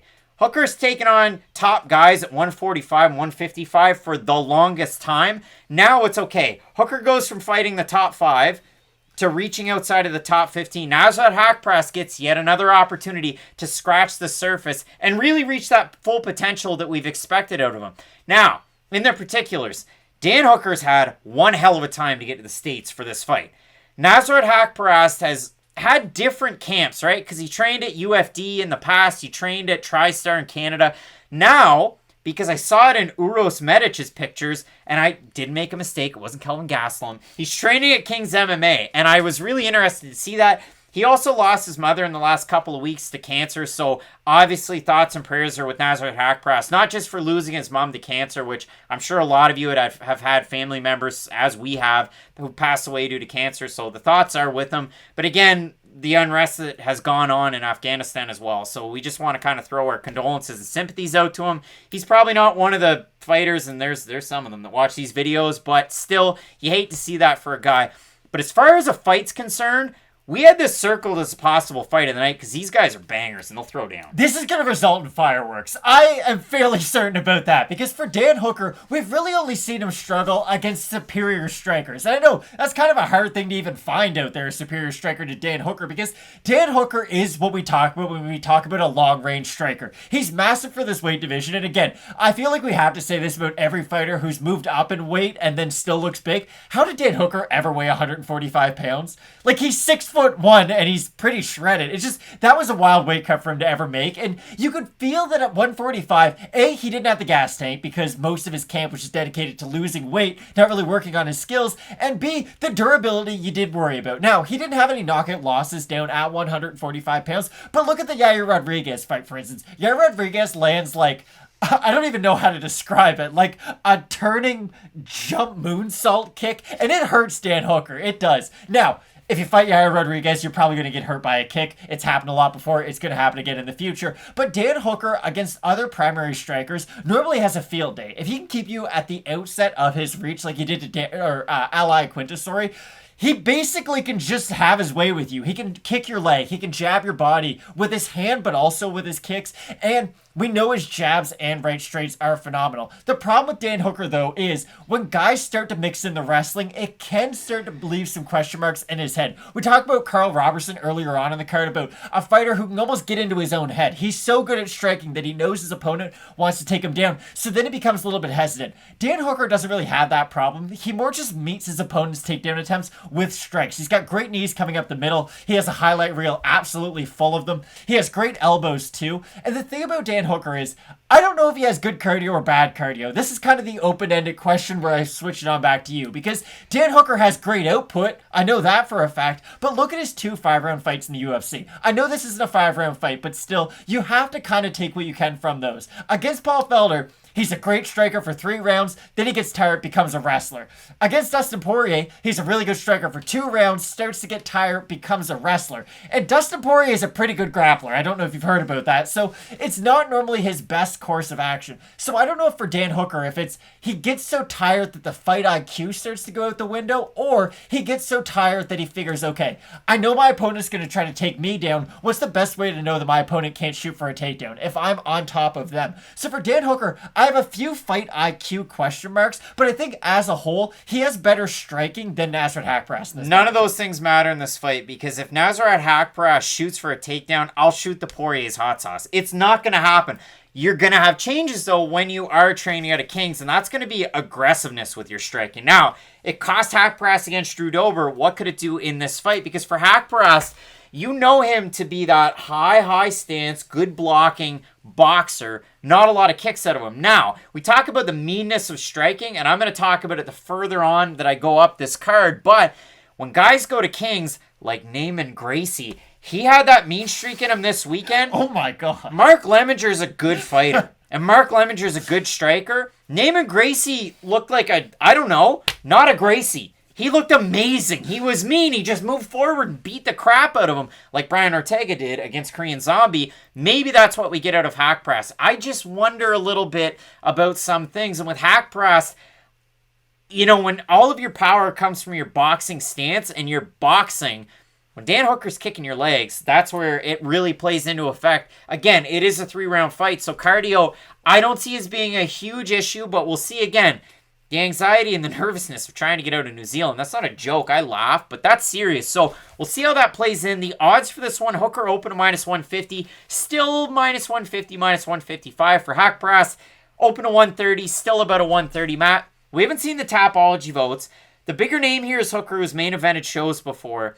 If we're going over-under Tapology votes, I'm saying 75%. You think it's over or under for I was Hooker? just about to say I think it's about 70-30 Hooker, so I guess I'll go slightly under because he got knocked out in his last fight and that was on a big card. All right. 83% Dan Hooker out of 984 total votes. Wow. 38% by decision. 55% by knockout. For the 17% that have Haqparast, 51% by decision. 39% by knockout. Matt, Fight Night Picks have one of the biggest contingencies of Nasrat Haqparast fans out there. So what can you say that's going to incense them? It's going to get them all excited about this fight against Dan Hooker, because Chandler had a lot of success with his boxing. The difference, though, is Chandler is one of the best grapplers in the UFC. So when he's ducking and throwing overhands, you really have to respect the initial takedown attempt from a guy like Michael Chandler. Against Nasrat Haqparast, he's a decent wrestler, don't get me wrong. He has at least shown it in a few of his fights where he can go out there and get an offensive takedown. It's not like it's not something in his repertoire. The issue is, I don't think Haqparast can wrestle with Dan Hooker at all. Like, Dan Hooker, his reactions to takedown attempts are basically second to none. Haqparast, is already the much shorter fighter in this fight, so the knees of Dan Hooker are going to have a much easier time making their way from point A to point B against a guy like Nasrat Haqparast. So if he is finding himself ducking to try to get into the range, and I don't always mean that with a takedown attempt, let me at least clarify that. When Nasrat Haqparast ducks, he does it in a way that is very susceptible of getting hit by a guy like Dan Hooker. Like a Darren Till. Kind of. It's just, he likes to get his way into the pocket that way, and it is really good, but when you fade on the outside and you don't have kicks, then you are kind of jumping your way into the pocket a lot. And in boxing, there's a saying, jump in, get carried out. I think that's what's going to happen. I think Haqparast is going to walk into a big shot from Dan Hooker, and Dan Hooker will finally get his place. Maybe he's not a top 5 fighter like he's been billed as the last couple of years, but I still think Dan Hooker can have a lot of fun fights with guys in the top 10 of this division. Matt, I can't wait for this fight, but I'm in agreement as well. I got Dan Hooker in this fight because, again, I think the kicks are going to be huge. Kicker. Get it? Ooh. Fight Night Picks, Matt. I love this fight, but again, for Haqparast, you can't kind of bill him as a prospect anymore because he's had so many fights and he's fought some of the higher level guys. But at the same time, I would have liked to have seen that original matchup that he had back in the spring against Don Madge, where we would have learned a lot more. How's his takedown defense? Because you know he could strike, and Madge would have been the perfect litmus test there, but I really have to go with Dan Hooker. I know he's lost to Poirier in a knock-him-out, drag-him-out fight, and he did get knocked out by Chandler and then had to hang around Fight Island for a while, which was sad to see. But yeah, I do like Hooker with all of the weapons that he possesses. If he can bring it all together in this fight, I think he has a great opportunity here. It just would have been nice to see Haqparast in there with Drew Dober a little bit longer, you know, because we didn't really learn that much about that fight. I know Drew Dober hits hard. He won by knockout fairly early on. It would have been nice if that fight did go into the third round, where we did know a little bit more about Haqparast against the upper echelon guys. I know Dan Hooker doesn't always beat top 5 guys, but at least he's been in there with them, and I think that experience is huge. Both of us going with New Zealand's own Dan Hooker to get the win. Let us know down below in the comments section who you have, and I know there's a lot of people out there that have Afghan roots that absolutely love Haqparast. We want to hear from you as well. A great card, and up at the top, 2 title fights, Volkanovski, Ortega, Shevchenko, Murphy. You're not going to want to miss this. Keep it locked in with Fight Night Picks. As we always say, let's get into it. At bantamweight, we have a couple of fighters trending in opposite directions as Brazil's Marlon Moraes takes on Georgia's Merab Dvalishvili. And Matt, I got to stress that point, and I'm going to hit you over the head with it, because for Marlon, this is a guy that had a competitive start to a title fight against Henry Cejudo until his corner had to will him to continue to fight. And if you look at it at the 5-on-in, it is 2-3. You look at the wins. A Sun Tzu, who he had 2 fights against him. One was good and one was bad. You look at it, he loses to Cejudo. He then beats Jose Aldo by split decision. Say what you want about it, it's still a win on his record. He loses to Sandhagen by knockout, and then in his last fight, he loses to Rob Font by knockout, where he had flashes of brilliance. We saw the flashes of World Series Marlon. We saw the guy that looks like the last airbender, not stylebender. From Merab, starts off his UFC career on an awful note because he lost 2 fights in a row. One was a split to Frankie Saenz. Say whatever you want. He had an opportunity to win that one. That's a very 2014 thing to happen. Then he loses to Ricky Simone in the weirdest, I'm kicking a bicycle while I lay on the mat, but am I finished type of fight. But since then, he's just won and won and won some more. And if you look at it in the 5-on-in, the names continue to consider a steep climb. Brad Katona, we love him. Casey Kenny, Gustavo Lopez on short notice. John Dodson, great fight. And then Cody Stamann, where Merab beat him with not just the striking, but the wrestling. And that's the craziest thing. I remember Gustavo Lopez was going into his fight last weekend against Haile Alatang. And what did he say? I've been training my wrestling with Cody Stamann. I'm fit and ready for this fight. And to an extent he was. I mean, if there wasn't a point lost due to a foul, Alatang Haile would have won that fight, but that's neither here nor there. Merab looked amazing in that fight. Now he comes in against Marlon, a guy that can get it done with the power in his hands, get it done with his offensive wrestling. So many things match up so well in this fight that I would say it's so close to even. The odds are so spread apart because for Marlon, he gets finished, and you don't like that. There's just so much to talk about with this fight, because I guess I'll start with Marlon Moraes. With Marlon, he is that One Punch Man. Now, I don't watch anime, but from what I understand, there is a series called One Punch Man, and the lead character looks a lot like Marlon Moraes. Now, there's a reason people were making those jokes, because I would say his initial UFC run, he was as dangerous as any contender that there was on his way to a title shot. People don't talk about Henry Cejudo as a future Hall of Famer because he fought a bunch of bums after he became champ. He beat Dominic Cruz, one of the greatest fighters of all time. He beat TJ Dillashaw, another one of the greatest fighters of all time, and sandwiched in between those wins, he beat one of the most dangerous contenders of all time. And you really have to put yourself in that 2019 mindset if you want to talk about how dangerous Marlon was leading up to that fight. And I mean, Henry also beat the greatest fighter of all time, Demetrius Johnson. You can't just gloss over No, that that's one, true. too. Sorry, and I completely forgot about that too. So I just mean Marlon isn't the odd one out with those four names. I understand he kind of is, but he really does belong in there because his initial run up to the title, he was knocking people out with one punch. He was knocking them out with one kick. And if that didn't work, he just choked you out with a guillotine. Like, Marlon has the finishing abilities of a guy like Alistair Overeem. The issue is that he also has the durability of a guy like Alistair Overeem. And that really is the comparison that I'm going to make a lot in this video because Marlon has all the strengths that a guy like Overeem has. He has phenomenal kickboxing. He has great Muay Thai. He is a dynamo on the feet. And if guys decide to shoot for takedowns, he's got great defensive submissions. My issue with Marlon is always going to come down to the durability, though. And this is the weird thing about this fight with Merab, because he's not in there with a finisher whatsoever. And I remember when Cody Garbrandt fought Rafael Assunção, leading up to that fight, it was, okay, Cody hasn't looked great lately, but the big key was that he wasn't in there with a power puncher. He wasn't in there with a finisher, so maybe he will finally look really good. And he did. The issue is that Assunção is more of a volume striker, so sometimes he can leave himself to be hit. If Merab decides to throw punches with you, it's only because he's going to shoot underneath the second you decide to respond with something and then take your legs out from under you. I just don't know how many opportunities Moraes is going to have in this fight to really let his hands go before he finds himself just dumped back onto his back. The weird thing is, for Moraes in the UFC, 66% takedown defense. It's not great, it's not bad, and I mean, again, he's won more fights than he's lost, and he fought for a title and had success. So take that for what it's worth. For Merab, though, with the striking, not near the level of Marlon. A guy who spent a little bit of time in New Jersey and then moved full-time back in American Top Team in Florida. You love to see that, especially for a fight like this. Training with great fighters and great wrestlers. You know American Top Team to have great wrestlers. For Merab, though, he's one of those guys, and he did it against Raufeon Stotts, and I don't know if it was one of those ones where I'm fighting this uber great wrestler that I think is going to have an awesome title fight against his teammate in Sergio Pettis, but he throws his spinning back fist and hits him. I think that's one of the worst things that could have happened to his career because from then on, Merab became a whirling dervish of spins, and listen, it's like a cosmic gumbo when you bring everything together with his striking. He throws weird punches, he throws spinning stuff way too much, and he throws leg kicks where he throws it and then he just kind of like backs out of it. Against a pure striker and a guy like Marlon, man, those could be found out. But the thing about Merab, he chains more takedowns than, I don't know, a chain smoker in the 80s. Is that fair? Yeah, it really is. That song with Halsey?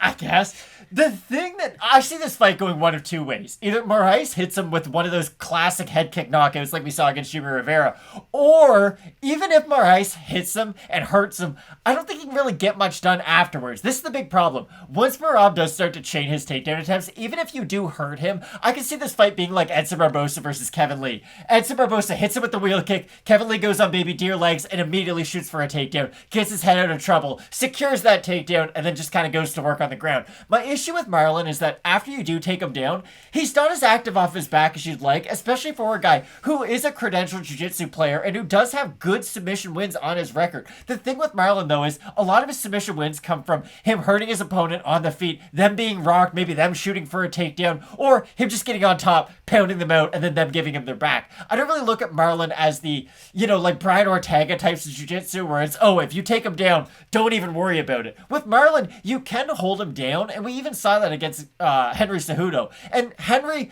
yes, he's a better fighter than Merab Dvalishvili, but I don't know if he's a better wrestler at 135 pounds because, hear me out, Merab is the bigger of those two fighters, and I do think that he's at least more tied to his wrestling. Henry Cejudo will strike with you because he's a way better striker than Merab, so he's going to give a guy like Marlon maybe a few more opportunities to land that big shot. With Merab, he's going to throw, like you said, maybe one spinning back fist, immediately shooting into a takedown. I just don't think Marlon's going to have any chances to land a big shot on the feet, and that's why I like Merab a lot in this fight. The odds in this one, Matt, they open at par. Right now, you can get Marlon Moraes at the steep price of plus 196. You can get Merab at a minus 248. If we have a look at the Topology votes, Matt, they are incredibly skewed towards the Georgian fighter. 1,053 total votes, 80% Merab, 84% by decision.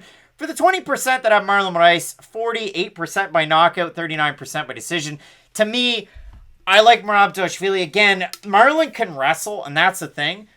But it gets him in the first round, and then in the second round I worry, and then in the third round I worry. With Merab, he's like an Energizer bunny, and he just keeps going, and I like that in a fight like this against Moraes. Could Moraes knock him out? Sure. But I think I'll go with the guy where I've seen him just work, like Rihanna, and that's where I'm going to stop with the comparisons. I really do think Merab has a great opportunity in this fight. I'm in agreement here. Yeah, and the cardio is a big factor too, because Marlon's kind of your ideal 1 minute fighter. He can knock you out, he can submit you, but other than that initial burst, you can whittle him down if you are really dedicated to the takedowns. And if you are able to, and this is weird, but it is true, if you could just discourage him a little bit, it goes a long way. Marlon's one of these fighters who, when things are going well, then he starts to build on that momentum. But once things start to trend in a poor direction, he kind of just lets them go. Like, there's never a big resistance from Marlon once the fight starts to go away from him. So I do think if Merab can get that first takedown and really prove that, okay, round one, we're not here to fight an MMA fight, we're here to wrestle, I think it's just going to make his life even easier as the fight goes on. Both of us going with Georgia's Merab. We have 14 total fights on this card, including 3 at the top that are 5-rounders, so you're not going to want to miss that. Keep it locked in with Fight Night Picks, as we always say. Let's get into it. If you've been liking the stuff from Fight Night Picks, consider supporting the channel by utilizing the super thanks. All you have to do down below the video, you toss in a little bit of bonus, you buy yourself an animated super thanks, and they will post the following public comment on your behalf. All sorts of different options out there. We'd certainly appreciate the support with the channel. You guys are definitely the best fans in all of MMA, and we appreciate each and every one of you, and hope that you definitely enjoy this weekend's card. All sorts of great matchups littered throughout. We appreciate the continued support of the channel and the boys. Thanks so much. Without further ado, let's get into it. Bit of a head scratcher on the main card of UFC 266. We have the former strawweight champion and recently former title challenger Jessica Andrade up at 125 pounds, taking on Cynthia Calvillo, who unfortunately dropped her last fight as well to a top contender in Katlyn Chookagian. And Matt, it's been a tale of odd careers for both of these women. For Jessica Andrade, had success at 135, being a woman at 5'1", very early on in her career. So what does she do? She makes the drastic cut, 20 pounds south to 115, built herself up, is able to win the title. Amazing stuff out of her, beating Rose Namajunas. Looks like she's going to be the next big thing. It doesn't last that long, and then she has to build herself back up. She moves to 125. She beats the woman who just beat Cynthia Calvillo in Chookagian and gave her the old body punch and finished her. Looked amazing in that fight. Then she gets Valentina Shevchenko and gets finished in the second round. So listen, we can't have our cake and eat it too every single time. For Calvillo, she was that next big thing at 115 pounds. I mean, Matt, I'll give it to you. She was on a poster at one point in her career. She's really had big fights kind of her whole UFC career. I thought Cynthia Calvillo was like the Tatiana Suarez, the Marina Rodriguez of 115, like knocking on the door. She's going to be a title contender. And it just didn't really happen. But I wouldn't say it's of a fault of her own, because her success in the UFC has still been, you know, more than her losses. Like, you know what I mean? It hasn't all been roses, but it mostly has. For Calvillo, it has been a really interesting road, because at 150 pounds, she was like this weird Team Alpha Male product that no one really knew about, and she had that weird UFC debut against Pearl Gonzalez, where it was both of their debuts, but for some reason they promoted the fight a lot, and she looked really good, and ever since, Cynthia Calvillo has had a weird ride. Up at 125 pounds, though, I don't think it's even arguable. I do think that this is her best weight division and the weight class that suits her the best. I just think she was cutting too much weight to get down to 115 pounds because you look at her and how she matches up physically with the women at 125, and I would say she fits in perfectly. I don't think Calvillo's lack of success at 125 pounds is due to the fact that she's undersized for the weight class because Katlyn Chookagian, although thin, has a good frame for the weight division, and I never felt like in the fight against Calvillo was just so much shorter that she couldn't close the distance, and that's why she ended up losing that fight. It was weird because, yeah, Cynthia Calvillo has a win in a UFC main event. That's a real thing. Like, Cynthia Calvillo had a 5-round contest against Jessica Eye, so take it for what it's worth. But she did look really good in that fight. And that was a weird fight because it was kind of on short notice for both athletes. They were just throwing it together. It was one of those weird pandemic main events. We're going to have to do like a whole series on weird pandemic main events like Rakic Smith 3-rounders. But anyways, she did look really good against Jessica Eye, and it left a lot of people very excited because A, she was winning a lot of her fights with the jiu-jitsu at 115 pounds, but up against Jessica Eye, she showed her striking's improved a little bit. She has 5-round cardio. There was a lot of positives to take from that fight. And then she just forgot all of them against Katlyn Chookagian, and I know Katlyn Chookagian is probably the most frustrating fighter to fight in the UFC. I know, like, Luis Enrique is probably like, hey, I fought Francis Ngannou and it's way more frustrating fighting him. But if I were to ever talk to a former opponent of Katlyn Chookagian, it would probably be very frustrating. Calvillo, A, had a really hard time closing the distance in that fight, and B, just never really had a plan B. And that was my big problem with Calvillo. We've really seen the progression of her MMA skill set because she was so green coming into the UFC at UFC 209. And now she's improved. I just don't really know how much she has improved since then. I think beating Pearl Gonzalez is a good win, don't get me wrong.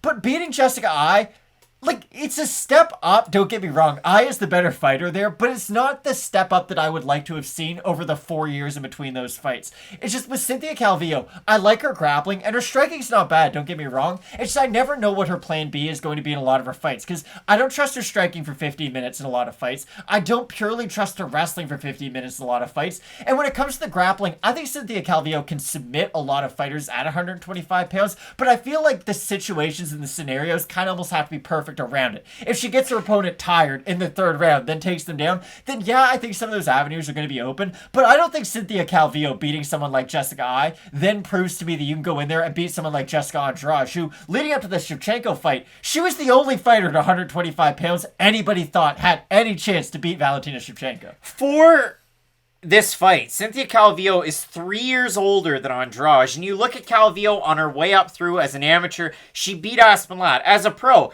Jillian Robertson, Montana De La Rosa outside of the UFC, so those continue to age well. She beat Joanne Calderwood, Poliana Battaglia, Courtney Casey, 125ers, and then again, the losses, Carla Esparza and Katlyn Chookagian. So you know that Calvillo's a good fighter. You know that. And she switched camps. She's no longer a Team Alpha Male. She had a little bit of a time at American Kickboxing Academy. She's now training out of Vegas, so that's interesting. For Andrade, there's only one speed. I'm going to pick you up. I'm going to throw you. I'm going to use brute force. And if I get tired, oh boy, it's not going to be good. But I know exactly what I'm going to get out of Andrade every single time. And if we decide to take flour out of that cake, well, we never have. So I don't know what's going to happen. A flourless cake is going to be weird. It's just going to be...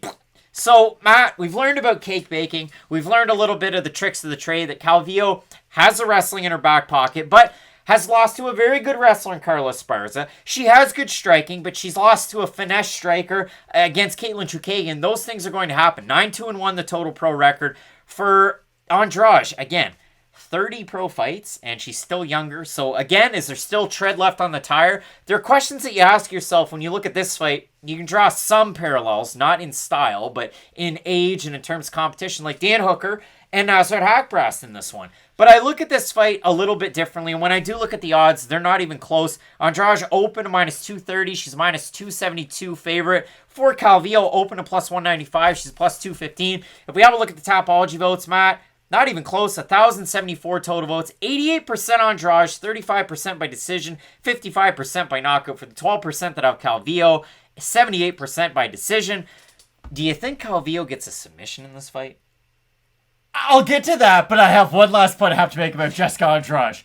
Jessica Andrade rides a very fine line, and I'm going to call this the Aroldis Chapman line all of a sudden. Because Aroldis Chapman, when he throws a baseball 103 miles an hour, is a great pitcher. No one can hit him.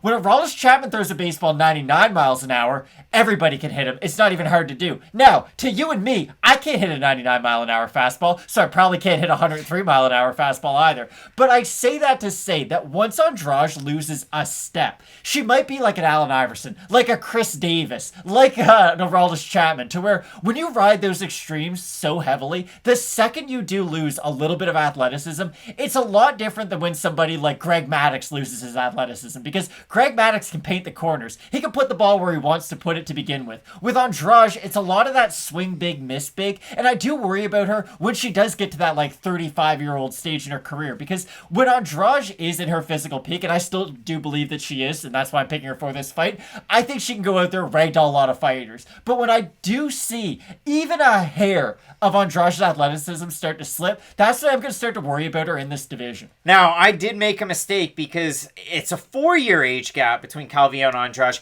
Happy birthday to Jessica Andrade. She shares a birthday with Chris Daukaus. They both have birthdays this weekend. Daukaus turns 32, Andrade turns 30. I look at this one again. If Andrade starts to slow down in the second round, Calvillo can pick it right up. So maybe you do like her at an underdog, especially at, over 2-1. Hey, there's a good opportunity there. I do like Andrade in this one, though. Again, with the pure athleticism, I think that's going to win the fight for her. But, man, this is closer to me than those odds suggest. So maybe go with the underdog in this one. But I'm just so slightly going with Andrade here. Is this the first women's flyweight? I guess no, but I was going to say since the first women's flyweight fight. The crossroads fight in the division, but of course it's not. There's been plenty of Modafferi and Santos. Exactly. I was just going to say, is Andrade the first contender who might lose to an up-and-coming prospect? Because if Calvillo is able to get the win, I would say it puts her in number one contender position, because I think Andrade is kind of like Jermaine Durand to me. Hear me out. I think the champion of this division is so much better than everybody else, she's never going to lose. Similar to Amanda Nunes. I kind of think Jessica Andrade is this division's Jermaine Durand to me, where if you beat Andrade, Andrade beats everybody else, so you're probably getting yourself ready for a title shot. That's the only reason I say that. I still think Andrade can be able to get it done, though. Both of us going with Brazil's Jessica Andrade to pick up the win. Matt, we have 3 big-time 5-rounders up at the top. Diaz, Lawler, 17 years in the making. Shevchenko's taking on Murphy, and in the main event, Volkanovski taking on Ortega. You're not going to want to miss it, so keep it locked in with Fight Night Picks. We always say, let's get into it. Fight fans, if you love the heavyweight division and a clash of styles, we have a great fight for you. Coming up at UFC 266, Curtis Razor Blades is going to be taking on Jairzinho Rozenstruik. And for Curtis Blades, he has to look at this like Drake. And not like certified lover boy Drake, but find your love, Drake. And listen, you know that song. Just think back to 2009 or thereabouts? I mean, he was popping off, putting T.O. on the map, at least for Canadians. And listen, if you're a Canadian like we are, Toronto's not the center of the universe. Stop it. Ottawa's the capital. Friday night. Toronto's a nice city, though. We got an election going on right now as we're filming these, so all sorts of exciting stuff out here. But Curtis Blades, to relay that all back together, he's got to go, I'm more than just an option. Hey, hey, hey. Stop overlooking me at the top of the division. Probably not going to happen until you beat Jairzinho. So for Curtis Blades, he has a giant fight coming up against Rozenstruik, a guy that didn't get it done against Cyril Gane, didn't get it done against Francis Ngannou, but hey, those are the only 2 blemishes on his record, and that's going to happen because hopefully those 2 behemoths, juggernauts, and former training partners actually get a fight, and Stipe Miocic and John Jones get to sit in some weird side corner. Matt, we get this fight where Blades got knocked out unceremoniously for Blades fans in his last fight, where he was a favorite to the same magnitude as he is this weekend. And Matt, I know you have a point that you want to talk about with Suriname's Biggie Boy, a guy who I was on the train for a really long time. Early. I was on this Biggie Boy train as he was coming into the UFC, so I can firmly put my conductor hat on. I was swayed a little bit in some of his fights. Now, do I get back on for a Blades fight? It really is tricky because this clash of styles is so specialized that it's just, it really is tough when you're trying to predict a fight like this. When Jairzinho Rozenstruik moves forward, there is not a more dangerous man in the UFC. Okay, probably Francis. We saw what happened when he moved forward. He knocked out poor Jairzinho. But from the small sample size we've seen, when Jorginho moves forward, no one can stop him. Like, no one's been able to yet. He moved forward for 3 seconds against Alistair Could Overeem. Junior Albini do it? Certainly couldn't. When Junior Albini put on the wrestling shoes, then yeah, Rosenstrike had some trouble. But when he threw one combination to start the second round that ended with a head kick, Albini said goodbye to his consciousness, I guess, because that was a very bad knockout. Here's the thing with Rosenstrike.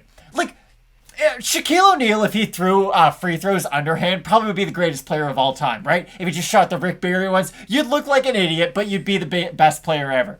Jorginho, we're not even asking you to look like an idiot. Just walk forward and let your hands go. You knock everybody out when you do it. Even look at the Augusto Sakai fight, sorry.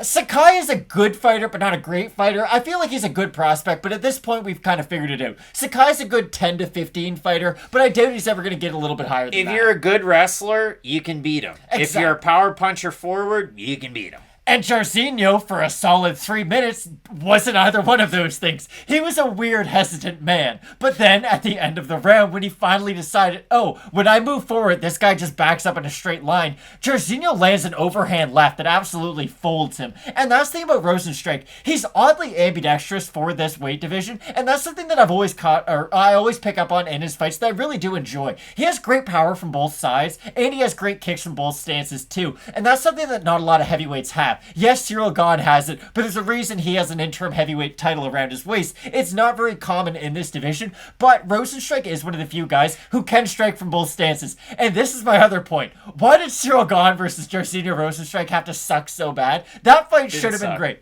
It wasn't great, though. That fight should have been phenomenal. But what we saw was Cyril Gahn use his length and his jab to great effect against Rosenstrike. Blades, oddly enough, is going to have to use similar tools against Rosenstrike because Rosenstrike's really dangerous on the in-between. When he's got you on those weird, oh, should I shoot for a takedown? Should I disengage? That's when Rosenstrike's is most dangerous. Curtis Blades is going to have to be, like we saw in the Junior Santos fight, for instance, all the way on the outside with his jab or all the way on the inside shooting takedowns. It'll be really interesting because we've seen Rosenstrike doesn't really have much of a game off his back. He's not great at getting back up to his feet. He doesn't really offer any kind of submissions off his back either. Like, he's defensively sound for avoiding ground and pound, but he's not a great fighter at getting back up. 80% takedown defense for Rosenstrike so far in the UFC, and he's fought decent wrestlers, but nobody to the credential of Curtis Blades. And the weird thing is, for Rosenstrike, you look at the losses. Well, he was losing the Overeem fight until he didn't in the final seconds of that Finally one. decided to step forward. But the Ngannou fight, and again, Cyril Gahn by decision, where it was just Gahn using his wits and his smarts and able to win that fight. For Blades, Ngannou had his kryptonite, had his number. And Derek Lewis, where he did great in the first round, and then in the second round, it wasn't the first round. And he got finished in that one. So for Blades, obviously he is liable and susceptible to get knocked out. And if you call him and you tape the video, don't bother hitting us up. How about that one? So that's a real thing. But when we look at this fight, Matt, Curtis Blades is so good at his wrestling. And the real X factor to me is this isn't a 5-round fight. And in the Volkov fight where you're taking on a good striker, Volkov was able to kind of pick up as that fight went on. Can Rosenstrike at least stifle the ground game of Curtis Blades early enough to where he can start his own work? Because for Rosenstrike, it's not so much, okay, quick knockout and boom, we're out of here. It's, okay, 2 minutes, 3 minutes, 4 minutes, boom, there's Jorginho.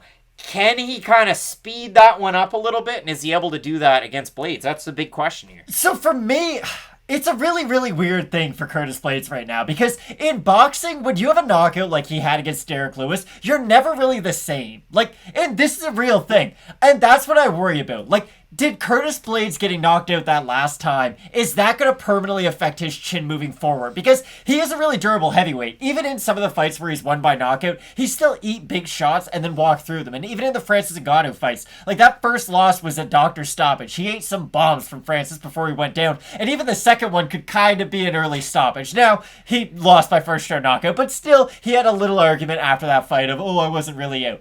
When you lose by vicious uppercut and then like 2 clean overhands from a guy who weighs 300 pounds. Those are the types of strikes that do change you moving forward. And yes, he has had 6 months off. And for me, that's normally like my little mental check for, okay, he's good to come back. A really bad knockout loss, don't come back for 6 months. A TKO loss, normally like 4 to 5 still. I don't think you should play around with your brain health at all.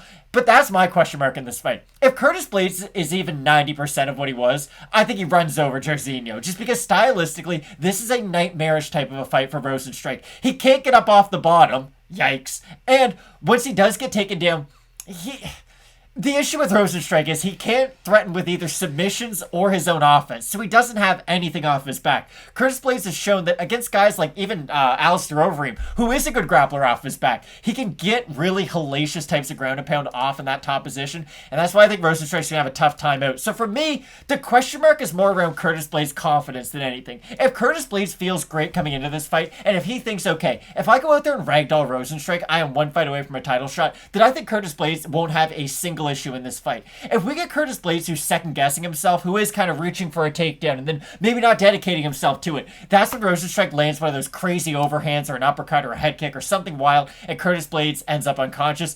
But I'm going to say Curtis Blades is going to show up with his wrestling shoes on, and I do think we're going to see that version of Blades. If Blades runs across the cage and takes him down, I like Blades inside the distance. I even like him by submission in this fight. And if we look at the odds for this one, Blades open to -240, roughly a -313 on best fight odds. For Rosenstrike, open to +198 or thereabouts. He's +245. Tapology votes for this one, 1,088, 79% Blades, 59% by decision, 31% by knockout for the 21% that have Rosenstrike, 87% by knockout. It's happened before. It could happen again. Let us know down below in the comments section. But Matt, both of us going with Razor Blades to pick up another win in this fight, to get back off the schneid. I can't wait for this one. And oh, by the way, 3 5-round fights. You're not going to want to miss any of them. So stick around. Diaz is taking on, holy smokes, Robbie Lawler. 17 years in the making. You've got Murphy taking on Shevchenko. And in the main event, Volkanovski and Ortega. Keep it locked in with Fight Night Picks. We always say, let's get into it. Autumn is in the air. Pumpkins, they're in the patch, and our friends at Manscaped are here to make sure that you don't carve your pants pumpkins when you're grooming, if you know what I'm saying. Do you know what I'm saying? Maybe you do, maybe you don't, but make sure you're keeping those things fresh this fall with the leaders in male grooming and their brand new 4th generation performance package. Boys, get ready for a cuffing season like no other. Ready to take the leap into fall with Manscaped? Join the over 2 million men worldwide using Manscaped by going to manscaped.com.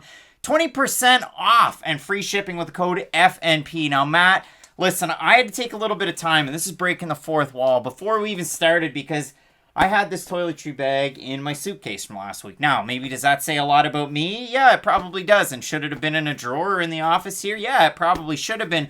But I bring the Shed travel bag with me, like I say that I do. Now, there's one thing that I've neglected these couple of weeks, Matt, and I got to be dead serious. I noticed it a lot last night when I was editing over the graphics. Let me find it in here, this tickle trunk, the Weed Whacker.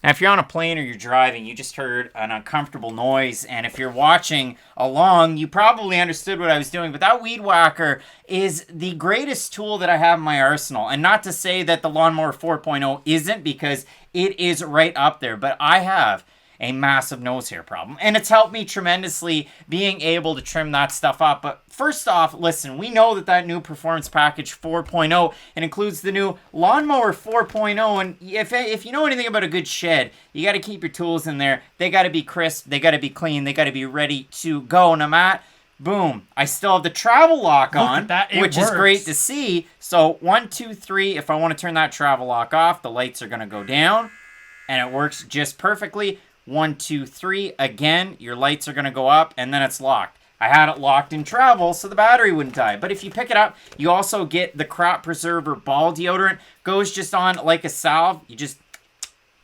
And it just goes on the very best. And then the other thing that you're going to get, if you pick this up, is, of course, the Crop Reviver Ball Toner. Spritz a little bit of it on. Again, I did when I was away the other day, and it was the very, very best. And again, Performance Package 4.0 comes with the Weed Whacker. You know this. It is the greatest out there. This nose and ear hair trimmer uses a 9,000 RPM motor-powered 360-degree rotary dual-blade system. Proprietary skin-safe technology included with that.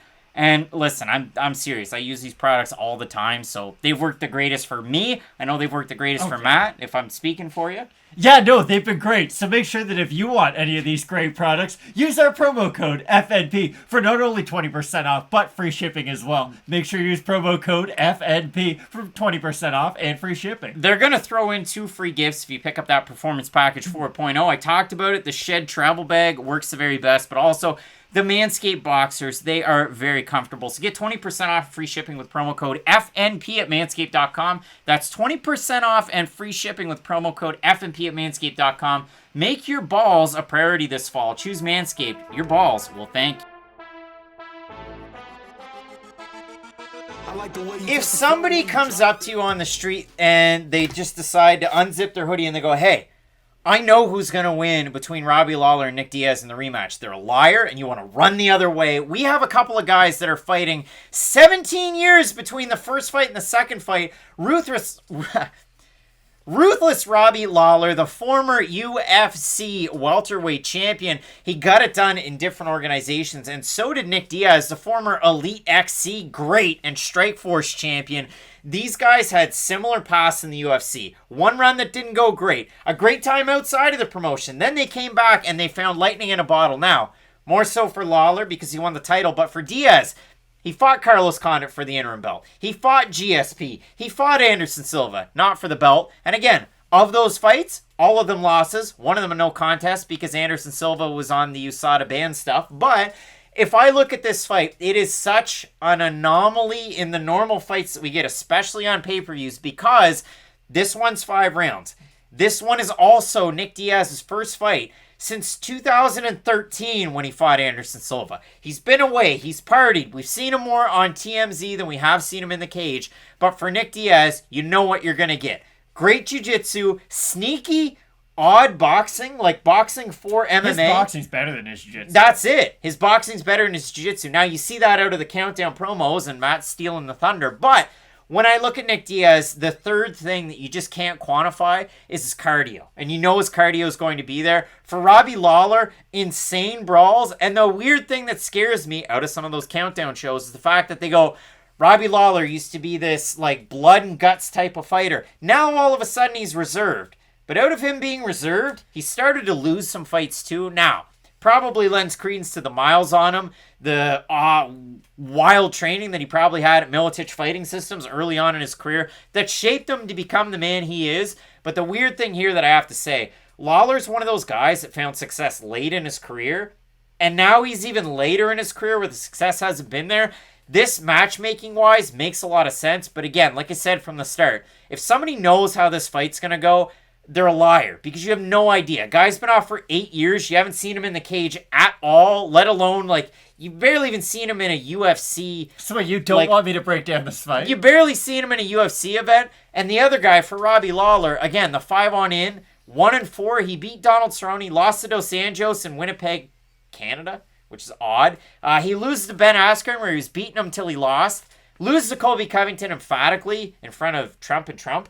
And then he loses to Neil Magny, where you figured, well, Robbie Lawler can kind of wrestle sometimes, and he just looked bad in that fight. If I came up to you and said Nick Diaz is about to fight a guy who got 30-27 by Neil Magny, would you be very excited?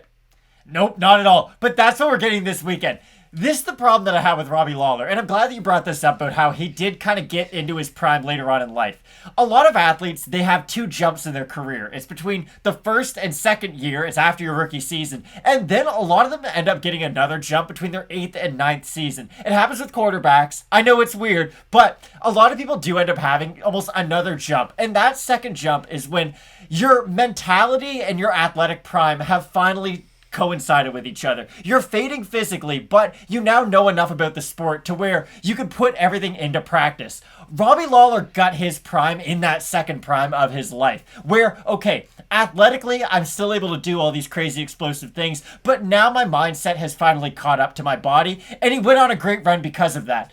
The problem is that after he did kind of go through all the gas in his second run, the UFC's kept him around for fights like this, and I would say even the Cowboy-Cerrone fight was a sign of things going in the wrong direction because he had taken so much time off after that Woodley knockout loss. People forget. He gets knocked out by Tyron Woodley at UFC 201 and then takes a whole year off until UFC 214 to fight Cowboy-Cerrone. And yeah, it's a win, but beating Cowboy at 170 pounds when you were a champion one fight before, like, that's not that impressive. And even that form of Robbie Lawler, he didn't really have the knockout power because he landed a lot of clean shots on Cowboy and couldn't put him down.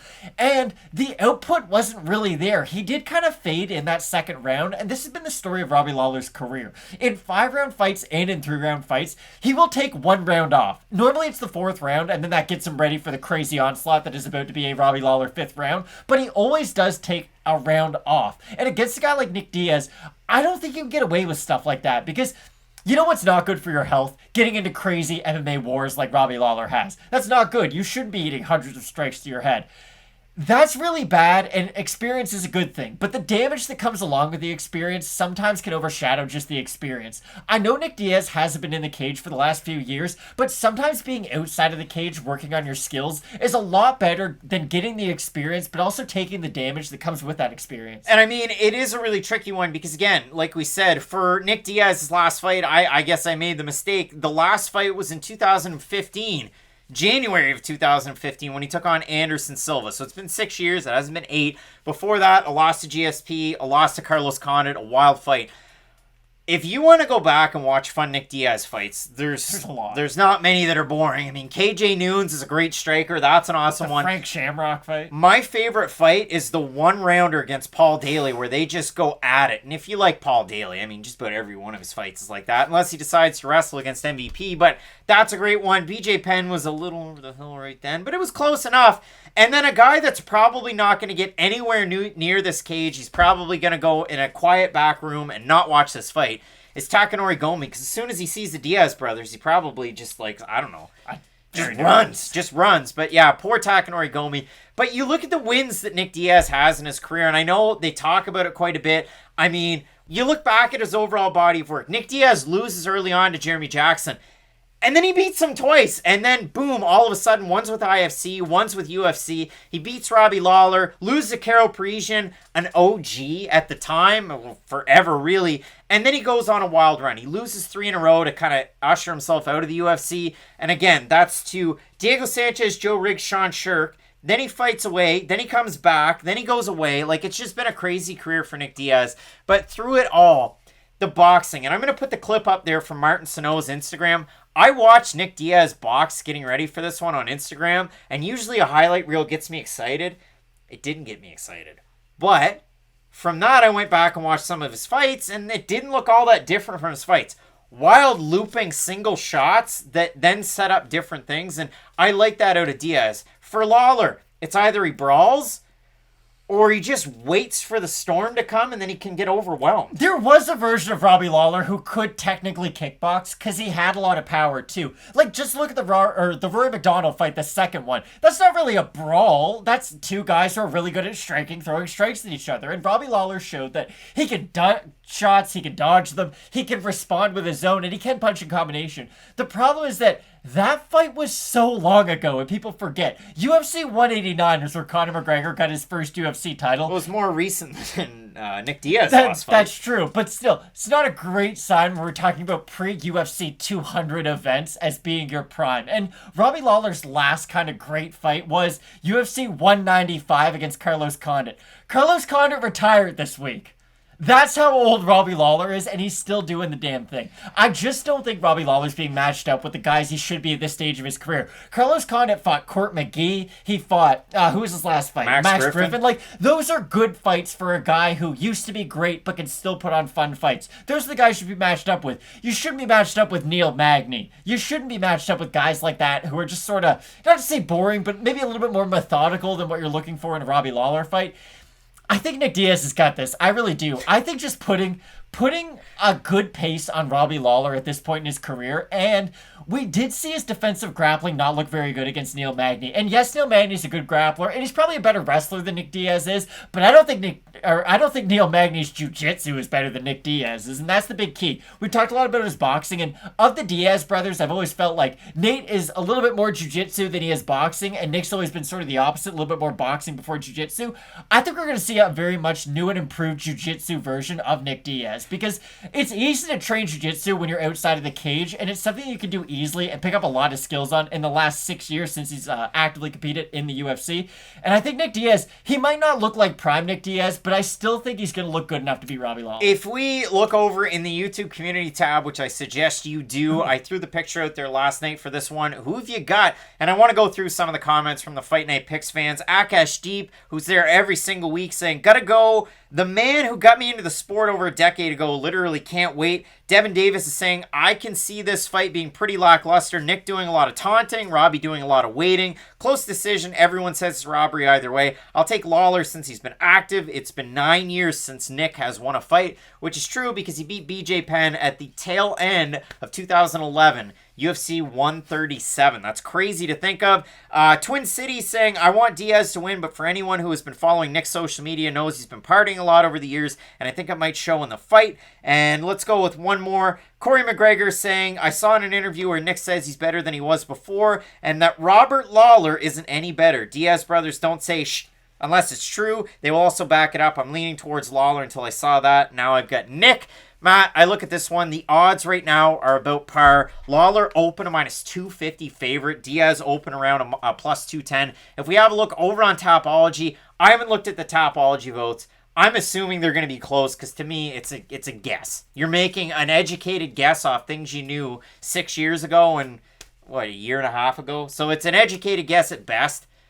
Do not take this to the bank. You're crazy if you're gambling on it. But Matt, when we're going Tapology votes, I'm going to say 65% is the over-under. Oh, yeah, Nick Diaz with more than 65%. Ooh, 1,090 total votes. 62% Diaz, 70% by decision for the 38% that have Lawler, 64% by decision. I think Nick Diaz is going to take it. Rematches normally favor the guy that won the first time, but normally they're not spread apart 17 years. I like Nick Diaz with the boxing in this one. I just think he's going to be the more active fighter. Maybe you get the dog out of Robbie Lawler. This is going to be like Woodley when he fought Luque. I'm going out on my shield because he's lost 4 fights in a row. But I do like Nick Diaz. I think he's going to be the fresher guy here. I do like the Woodley comp because it's true. Woodley just reached a stage of his career where he stopped throwing punches back, and Robbie Lawler is in that same part of his career. The difference is Robbie Lawler doesn't have the personality to go fight Jake Paul after he retires in MMA, and that's unfortunate. I wish he did because he deserves that kind of a paycheck. I think Nick Diaz is going to come in, the new and improved version. Again, I don't think Nick Diaz is going to be a top 15 fighter. I think this version, if he is able to beat Robbie Lawler, could have some money fights. He might even call out Conor McGregor. Masvidal. Yeah, Masvidal's probably the call. I just don't think we're going to see Nick Diaz beat Robbie Lawler, and then all of a sudden they're like, wow, Nick Diaz is in there with Colby Covington. I feel like he's just going to stick with these money fights, but I think he'll be able to get the win. Both of us going with the returning fighter in Nick Diaz to get the win. Are you surprised? What say you? We want to hear from you down below in the comment section. If you're listening along on Apple Podcasts and Spotify, rate and review. We'd love to read those on screen as well. And the big push here at Fight Night Picks, 30,000 subscribers. We will add a new show. So if you've been hesitant, if this is the first time, toss us a like and a sub. We certainly would appreciate it. 2 more big fights on the card. Both of them title fights. Shevchenko taking on Murphy for the flyweight strap. And up at, oh boy, featherweight, you have Volkanovski and Ortega. You're not going to want to miss. Keep it locked in with Fight Night Picks. And as we always say, let's get into it. Take this for what it's worth, but getting ready for this weekend's UFC 266, occasionally you'll watch the odd UFC countdown over on YouTube. They're always great. You can learn a lot about the fighters' camps, what they're eating, what they're doing for, strength and fitness and conditioning and all that great stuff. And getting ready for our top 3 fights, they're all 5-rounders. This one happens to be for the flyweight strap. In terms of total airtime, Lawler and Diaz got 21 minutes. This fight got exactly 10 minutes, and that is incredibly telling. We have Valentina Shevchenko going for yet again another title defense. The 5-on-in, she beats Jess Guy for the belt. Carmouche, Chukagian, Maia, and then Andrade. The only fighter to really have any success was Jennifer Maia for a short amount of time. She's now taking on our Fight Night Picks 2020 Female Fighter of the Year. It's Lucky Lauren Murphy, and in 2020, I mean, wow, what a year it was. But the overall 5-on-in, a finish win over Mara Romero Barella. She beats Andrea Lee, beats Roxanne Modafferi. Lilia Shakarova, who tested positive with USADA, and then a split decision win over Joanne Calderwood. And even that fight not that long ago, just almost 3 months ago, the win over Calderwood. But Matt, I would be lying if I said that this fight was close, because it's not, and Lauren Murphy will not win. Is winning a split decision over Joanne Calderwood all you need to do to get a UFC title shot? It made me feel good, because let's clear the air here. We were very much negative on Lauren Murphy at one point of the Fight Night Picks existence. I'm just going to single myself out. I didn't think Lauren Murphy was that good. I got to be honest. I thought her on The Ultimate Fighter was kind of obnoxious. And every single quote she said was just, I don't think Eddie Alvarez knows how to train women. And hey, Eddie Alvarez probably knows a lot about MMA. But Lauren Murphy has slowly started to grow on me, personality-wise and fighting skills-wise. Because at the end of the day, I only care if you win your fights, and that's what she's been able to do. And at least this Lauren Murphy, as of late, has tipped up her aggression like tenfold. The Lauren Murphy of old could get outworked in some of her fights. You could take her down, you could outbox her, but what you were really trying to do at the end of the day was just outwork Lauren Murphy, and you were able to do that. Now, at 135 pounds, it was a little bit different because just the women she were fighting were a lot bigger than she was, but at 125, physically, she's much stronger than a lot of these women, and her aggression is able to win her a lot of these close decisions, because when it goes to the scorecards and the strike numbers are kind of close, well, at the end of the day, Lauren Murphy's normally the one moving forward, at least going forward, and that's what the judges score. This is what I'm going to try to hand it off to you with. What is, out of all of Lauren Murphy's skills, what do you think her best is? Her boxing? Aggression when she's on the ground, maybe? Okay. Do you think she'll be able to take Shevchenko down? No, I don't think. And again, her boxing's great. I don't see her outboxing Shevchenko with the kicks. And with Lauren Murphy, I think she has great top pressure. Again, Shakarova was on short notice. She had all the wrestling and grappling chops that you like to see of somebody making their debut. And none of that worked for her, and Lauren Murphy mopped her in that fight. But I'm just, like, could you imagine if, okay, Dustin Poirier's about to fight Charles Oliveira. That's a fight everybody's very excited for. Charles Oliveira is very, very good, but so is Dustin Poirier. Could you imagine if 2 fights ago, Dustin Poirier beat a guy in his UFC debut? That wasn't expected to be in the UFC? Yeah, that was up a weight class? That's kind of what we're getting with the Lauren Murphy. Lauren Murphy, I know her fight against Calderwood was billed as a title eliminator, so the winner kind of had to get the title shot next. I just don't think that skill-wise, no matter who the winner of that fight was, that really gets them ready for the test that is Shevchenko. Shevchenko against Andrade, I thought that was going to be by far her hardest fight in the division. Andrade has legitimate one-punch knockout power, has absurd aggression, which is something we think Lauren Murphy has, and she doesn't even come close to Andrade with her aggression, and Andrade's a phenomenal grappler. Valentina Shevchenko took her down with zero hesitation, with a lot of ease, and immediately got into a mounted crucifix and elbowed her out. I think Andrade's a far superior grappler to Lauren Murphy, and I do see this fight going a very similar way that one did. Shevchenko, to get ready for Andrade, went to Florida a little bit early, trained out of, Team Smiley Face was the gym? Some random gym. She trained at a Brunswick, Maine, at a small gym, and I know the gyms in Maine. It was a small gym in Brunswick to get ready for Joanna Jędrzejczyk. And then, if you look at it for this fight, she went up to the Pacific Northwest, not a big gym at all, just kind of got ready, hung out by the beach, and she's been at the PI for the last couple of weeks with Pavel and Antonina, just getting ready for another fight like it is. So, to me, Matt, I just want to talk about the odds. Shevchenko opened a minus 720 favorite. She's minus 1341. And Murphy opened a plus 520. She's a plus 771. Over-under, 97% Shevchenko. What are you saying? It's probably over. 97%, wow. Right on. 1,117 total votes, 71% by knockout, 9% by submission, 14% by decision. For the 3% that have Murphy, 33% by knockout, 53% by decision. I love Lauren Murphy as a fighter. I think she's a great personality in the UFC. She's just turned 38.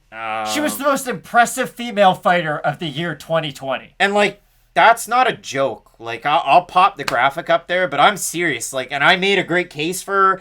I think she's a good fighter. I think she's a huge litmus test, and it's great to see a fresh face in this fight. I don't think she brings anything to Shevchenko that she hasn't seen before. I think Shevchenko wins this fight 9 0.7% out of 10.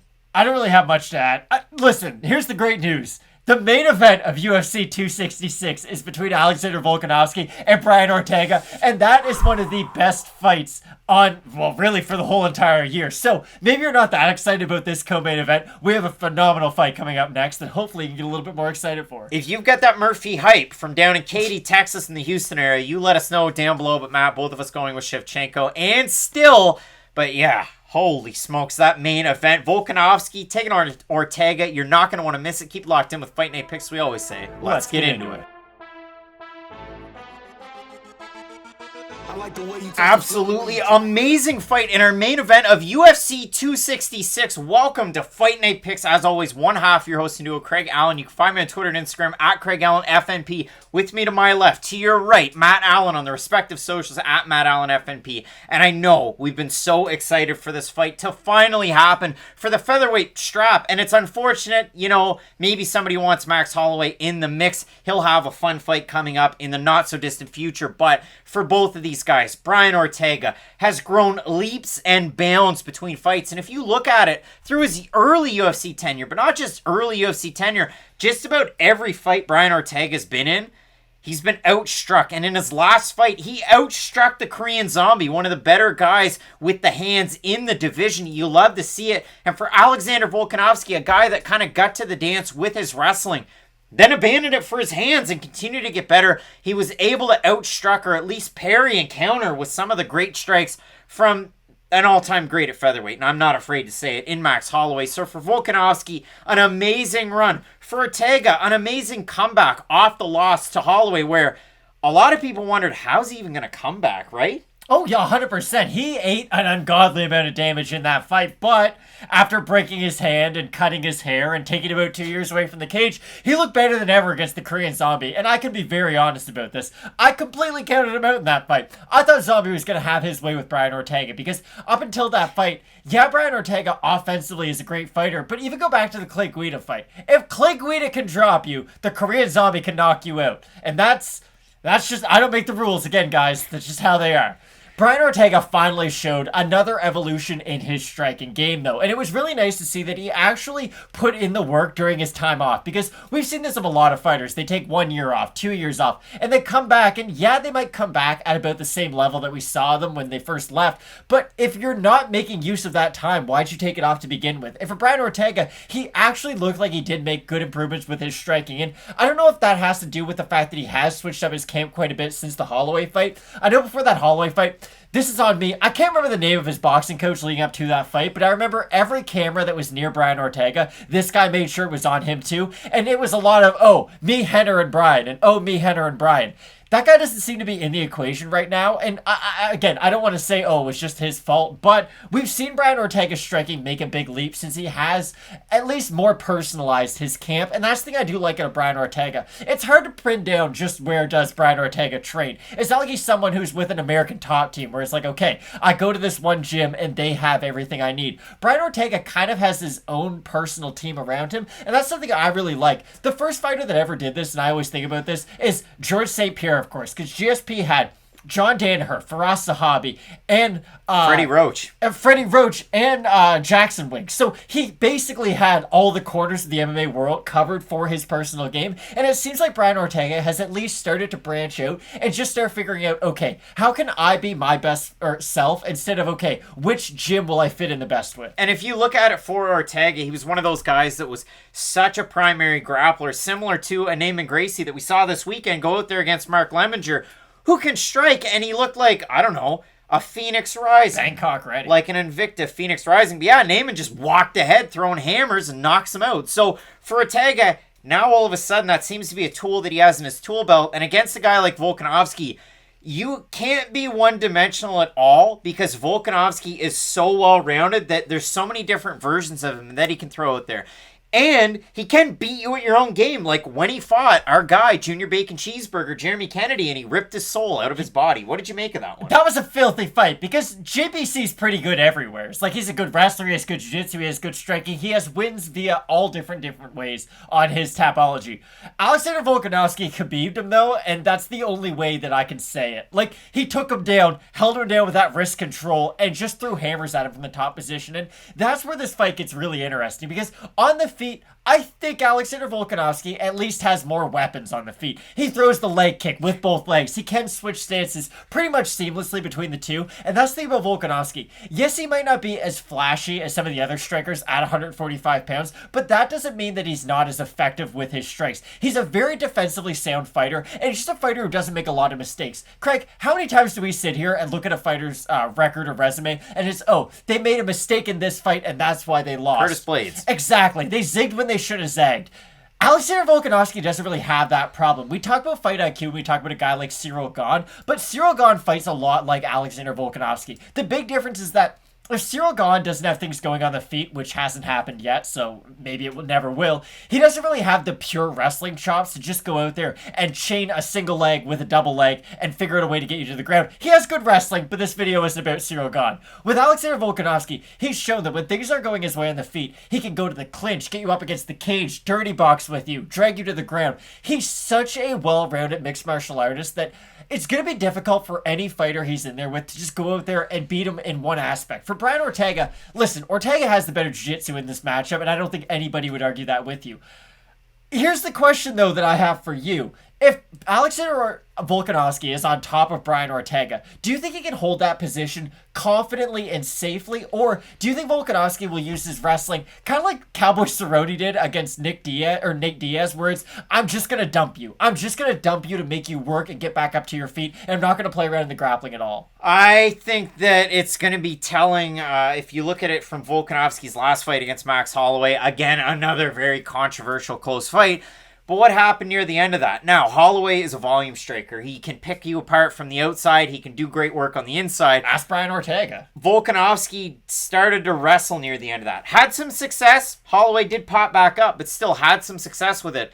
Do you want to see Volkanovski do that against Ortega? I don't. That's how you get stuck into like a Nick Lenz guillotine. You're 100% right, but you don't become a fighter like Alexander Volkanovski and get to a title shot because you put your head in bad positions. The only reason I bring this up is, look at Thiago Tavares, for instance. Like, Thiago Tavares spent minutes in top position on Brian Ortega. And yeah, Ortega off his back did a good job with his hammer fist, oddly enough, but he has been a fighter who's been able to get held down in the past. A lot of Ortega's wins come in that third round, and for the longest time, he was known as the comeback king. Like, that was Brian Ortega's thing. Moicano fight. Exactly. You beat me up for 2 rounds, then I submit you in the third. And it's a pretty great deal when you're a guy like Brian Ortega. But I do think that against Volkanovski might be able to have some success with his ground and pound in this fight. The area I don't want Volkanovski in is in that clinch control situation, because Brian Ortega has one position where he might be the best in the whole UFC with. When you duck for a takedown and he tries to reach over that guillotine up against the cage, I don't care who you are. You could be Damian Maia himself and you would have a hard time getting out of that guillotine. Because just the way Ortega's arms are, he's long for the division, like everything works together perfectly. And he's someone who, when you're in those in-betweens, he's looking for submissions, and that's the area I think he could catch Volkanovski in. I think of Brian Ortega in my mind's eye as this great big guy for 135. Only a couple inches 45. taller than Volkanovski, and he actually has less reach than Volkanovski at 145. Of course, Volkanovski, through his UFC tenure, one bonus, a fight of the night against Chad Mendes. Brian Ortega, it just goes on and on. Fight of the night against Holloway. Performance bonus over Edgar. Performance and fight of the night with Cub Swanson. Fight of the night with Renato Moicano. Fight of the night with Thiago Tavares. It's insane the bonus money this guy has earned. And now, just to go with the fact that he has the money, he has the success, he has Tracy Cortez kind of in his corner. I mean, just everything's going great for old Brian Ortega. Everything's looking up for old Ortega. Now he has a big test in front of him in Volkanovski. And the last time that he challenged for the belt, it really didn't go his way. So, Matt, when I look at the odds for this one, Volkanovski open minus 185 favorite. He's roughly a minus 171. Again, best fight odds for Ortega, plus 160. Now at a plus 142. Tapology votes. Surprise to us as they are to you. And 1,000 and 52 of them, roughly 71% Volkanovski, 80% by decision for the 29% that have Ortega, 55% by submission. Is it going to be Ann new? Is it going to be Ann still? So the reason I brought up I just said the word mistakes a lot in this fight is because Brian Ortega throughout his career has capitalized on the smallest mistakes his opponents have made really throughout his whole career. It's been a lot of those Hail Mary third round stoppages via knockout and by submission.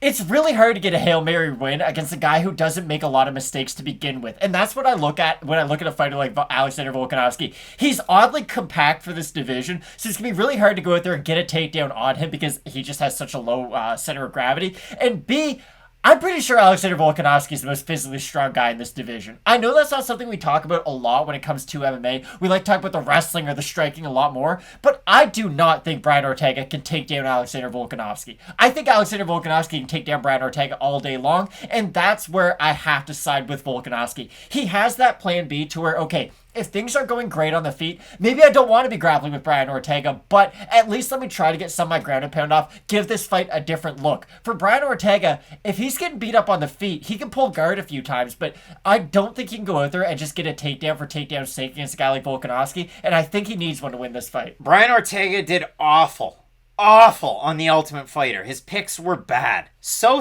bad, and if you look at it, it was The Ultimate Fighter, Ricky Tercios. I mean, yeah, Brian Battle's pretty good, but forget about the rest of the guys. Volkanovski did a great job there from a coaching perspective. Who had Craig Jones?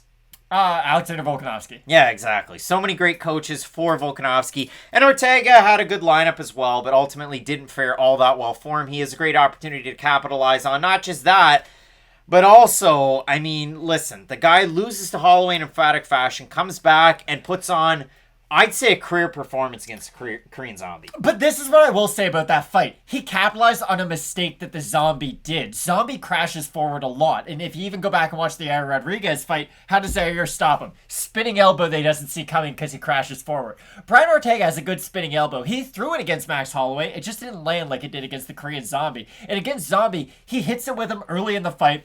Second round's over. To me, and listen, if you're out there and you're a big Brian Ortega guy, you could argue against this, but I just felt like that was a Zombie who was wobbled, and we never really saw a good version of him for the third, fourth, and fifth round. Which he said himself. Exactly. Now, again, if you lose really bad, of course you're going to make excuses, but again, to me, that performance came down to Ortega's ability to capitalize on a mistake of the Korean Zombie, and I just keep on going back to, other than one overhand right that Alexander Volkanovski walked into from Chad Mendez, who normally flatlines guys when he lands that punch, he really hasn't made a lot of mistakes throughout his UFC career, and he's been able to be in there with guys like Max Holloway and Jose Aldo and barely even break a sweat against them. Now, yes, those Holloway fights were very close, and he did get hit with some clean shots, but I don't think Brian Ortega is the technician that Max Holloway is in the feet. Strike differentials for these guys. 6.02 strikes landed per minute. That's significant strikes landed per minute for Volkanovski to 3.31. That's an uber positive strike differential. For Brian Ortega, 4.29 to 6.28. That is a bad and a giant negative that's also weighted by the Holloway fight. But you got to remember, Brian Ortega's strike splits are bad throughout his UFC career. He got outstruck by Holloway. Just about everybody, really. I mean, I go down through this list. I mean, Holloway, Swanson outstruck him. Moicano outstruck him. Guida, they were tied. Diego Barandao outstruck him. He outstruck Tavares. Even Mike Della Torre outstruck him. So, again, you look at the way that the fights ended. Ortega's won every single fight except for the Holloway fight. But I do like the well-roundedness of Volkanovski in this one. I see it as very close. I wouldn't be surprised if those odds end up like Volkanovski minus 130, minus 135, and maybe then you take a shot either way. But I like Volkanovski for the well-roundedness here. If Ortega gets the win, it's going to be by one of those crazy submissions like he did against Cub Swanson. Like Or Moicano. It's not going to be a traditional, like, oh, I'm going to slowly work my way to the back of Volkanovski and then get him with a rear naked choke. I think Volkanovski's defensive grappling is a little bit too good for something like that to happen. But on one of those in-betweens, like, let's say Volkanovski does get hit by a big shot and he does decide to go for an ill-timed takedown. Brian Ortega is basically a Gracie. I know people have a hard time wrapping their head around that, but he basically, like... He's Henner's brother. Henner almost borderline adopted him when he was a young adult, and he's lived and been with Henner Gracie for a decade now. Like, his jiu-jitsu is better than almost anybody in the whole UFC, much less just this division. So if he wins, it'll probably be by sub, but I still like Volkanovski. Both of us going with Australia's own Alexander Volkanovski to get the win. I cannot wait for this fight. And listen, if you can't get enough of Fight Night Picks, make sure you subscribe and toss a like. We get to 30,000. And listen, there was a big jump last week to get us up closer, but we can go from 27 to 30,000 just like Tell that. a friend. You can make it happen. So tell a friend. We'll add a new show to the lineup. People want that Dana White's Contender Series content, among other things. And if you can't get enough of us talking about sports, make sure you check us out. 15-minute card breaks. I got a Trevor Lawrence autographed Alan Ginter. I've got a Randy Arozarena autograph as well. There's a story between everything and behind everything. So check us out down below. 15-minute card breaks. Matt, I can't wait for this weekend. We have question mark kicks 2 hours before the prelims, so we get a chance to look at the weigh-ins. Maybe we see if Dan Hooker makes weight on insanely short notice. We're really kind of tight on some of these picks. We have a switch of thinking. I went Kutsalaba last weekend instead of Devin Clark, and it paid off for me. So we'll check that one out 2 hours before the prelims, and also the Fight Night Picks Fight Companion. You can check that out. Maybe you don't want to listen to the commentary. Maybe you don't want to listen to the Sting. He's out there doing one of those too. Maybe you want to check us out. You can find us on the Fight Companion. We'll drop the thumbnail and all the information as the week goes on. I can't wait for this card. It's an awesome one. So keep it locked in with Fight Night Picks, as we always say. Let's get into it.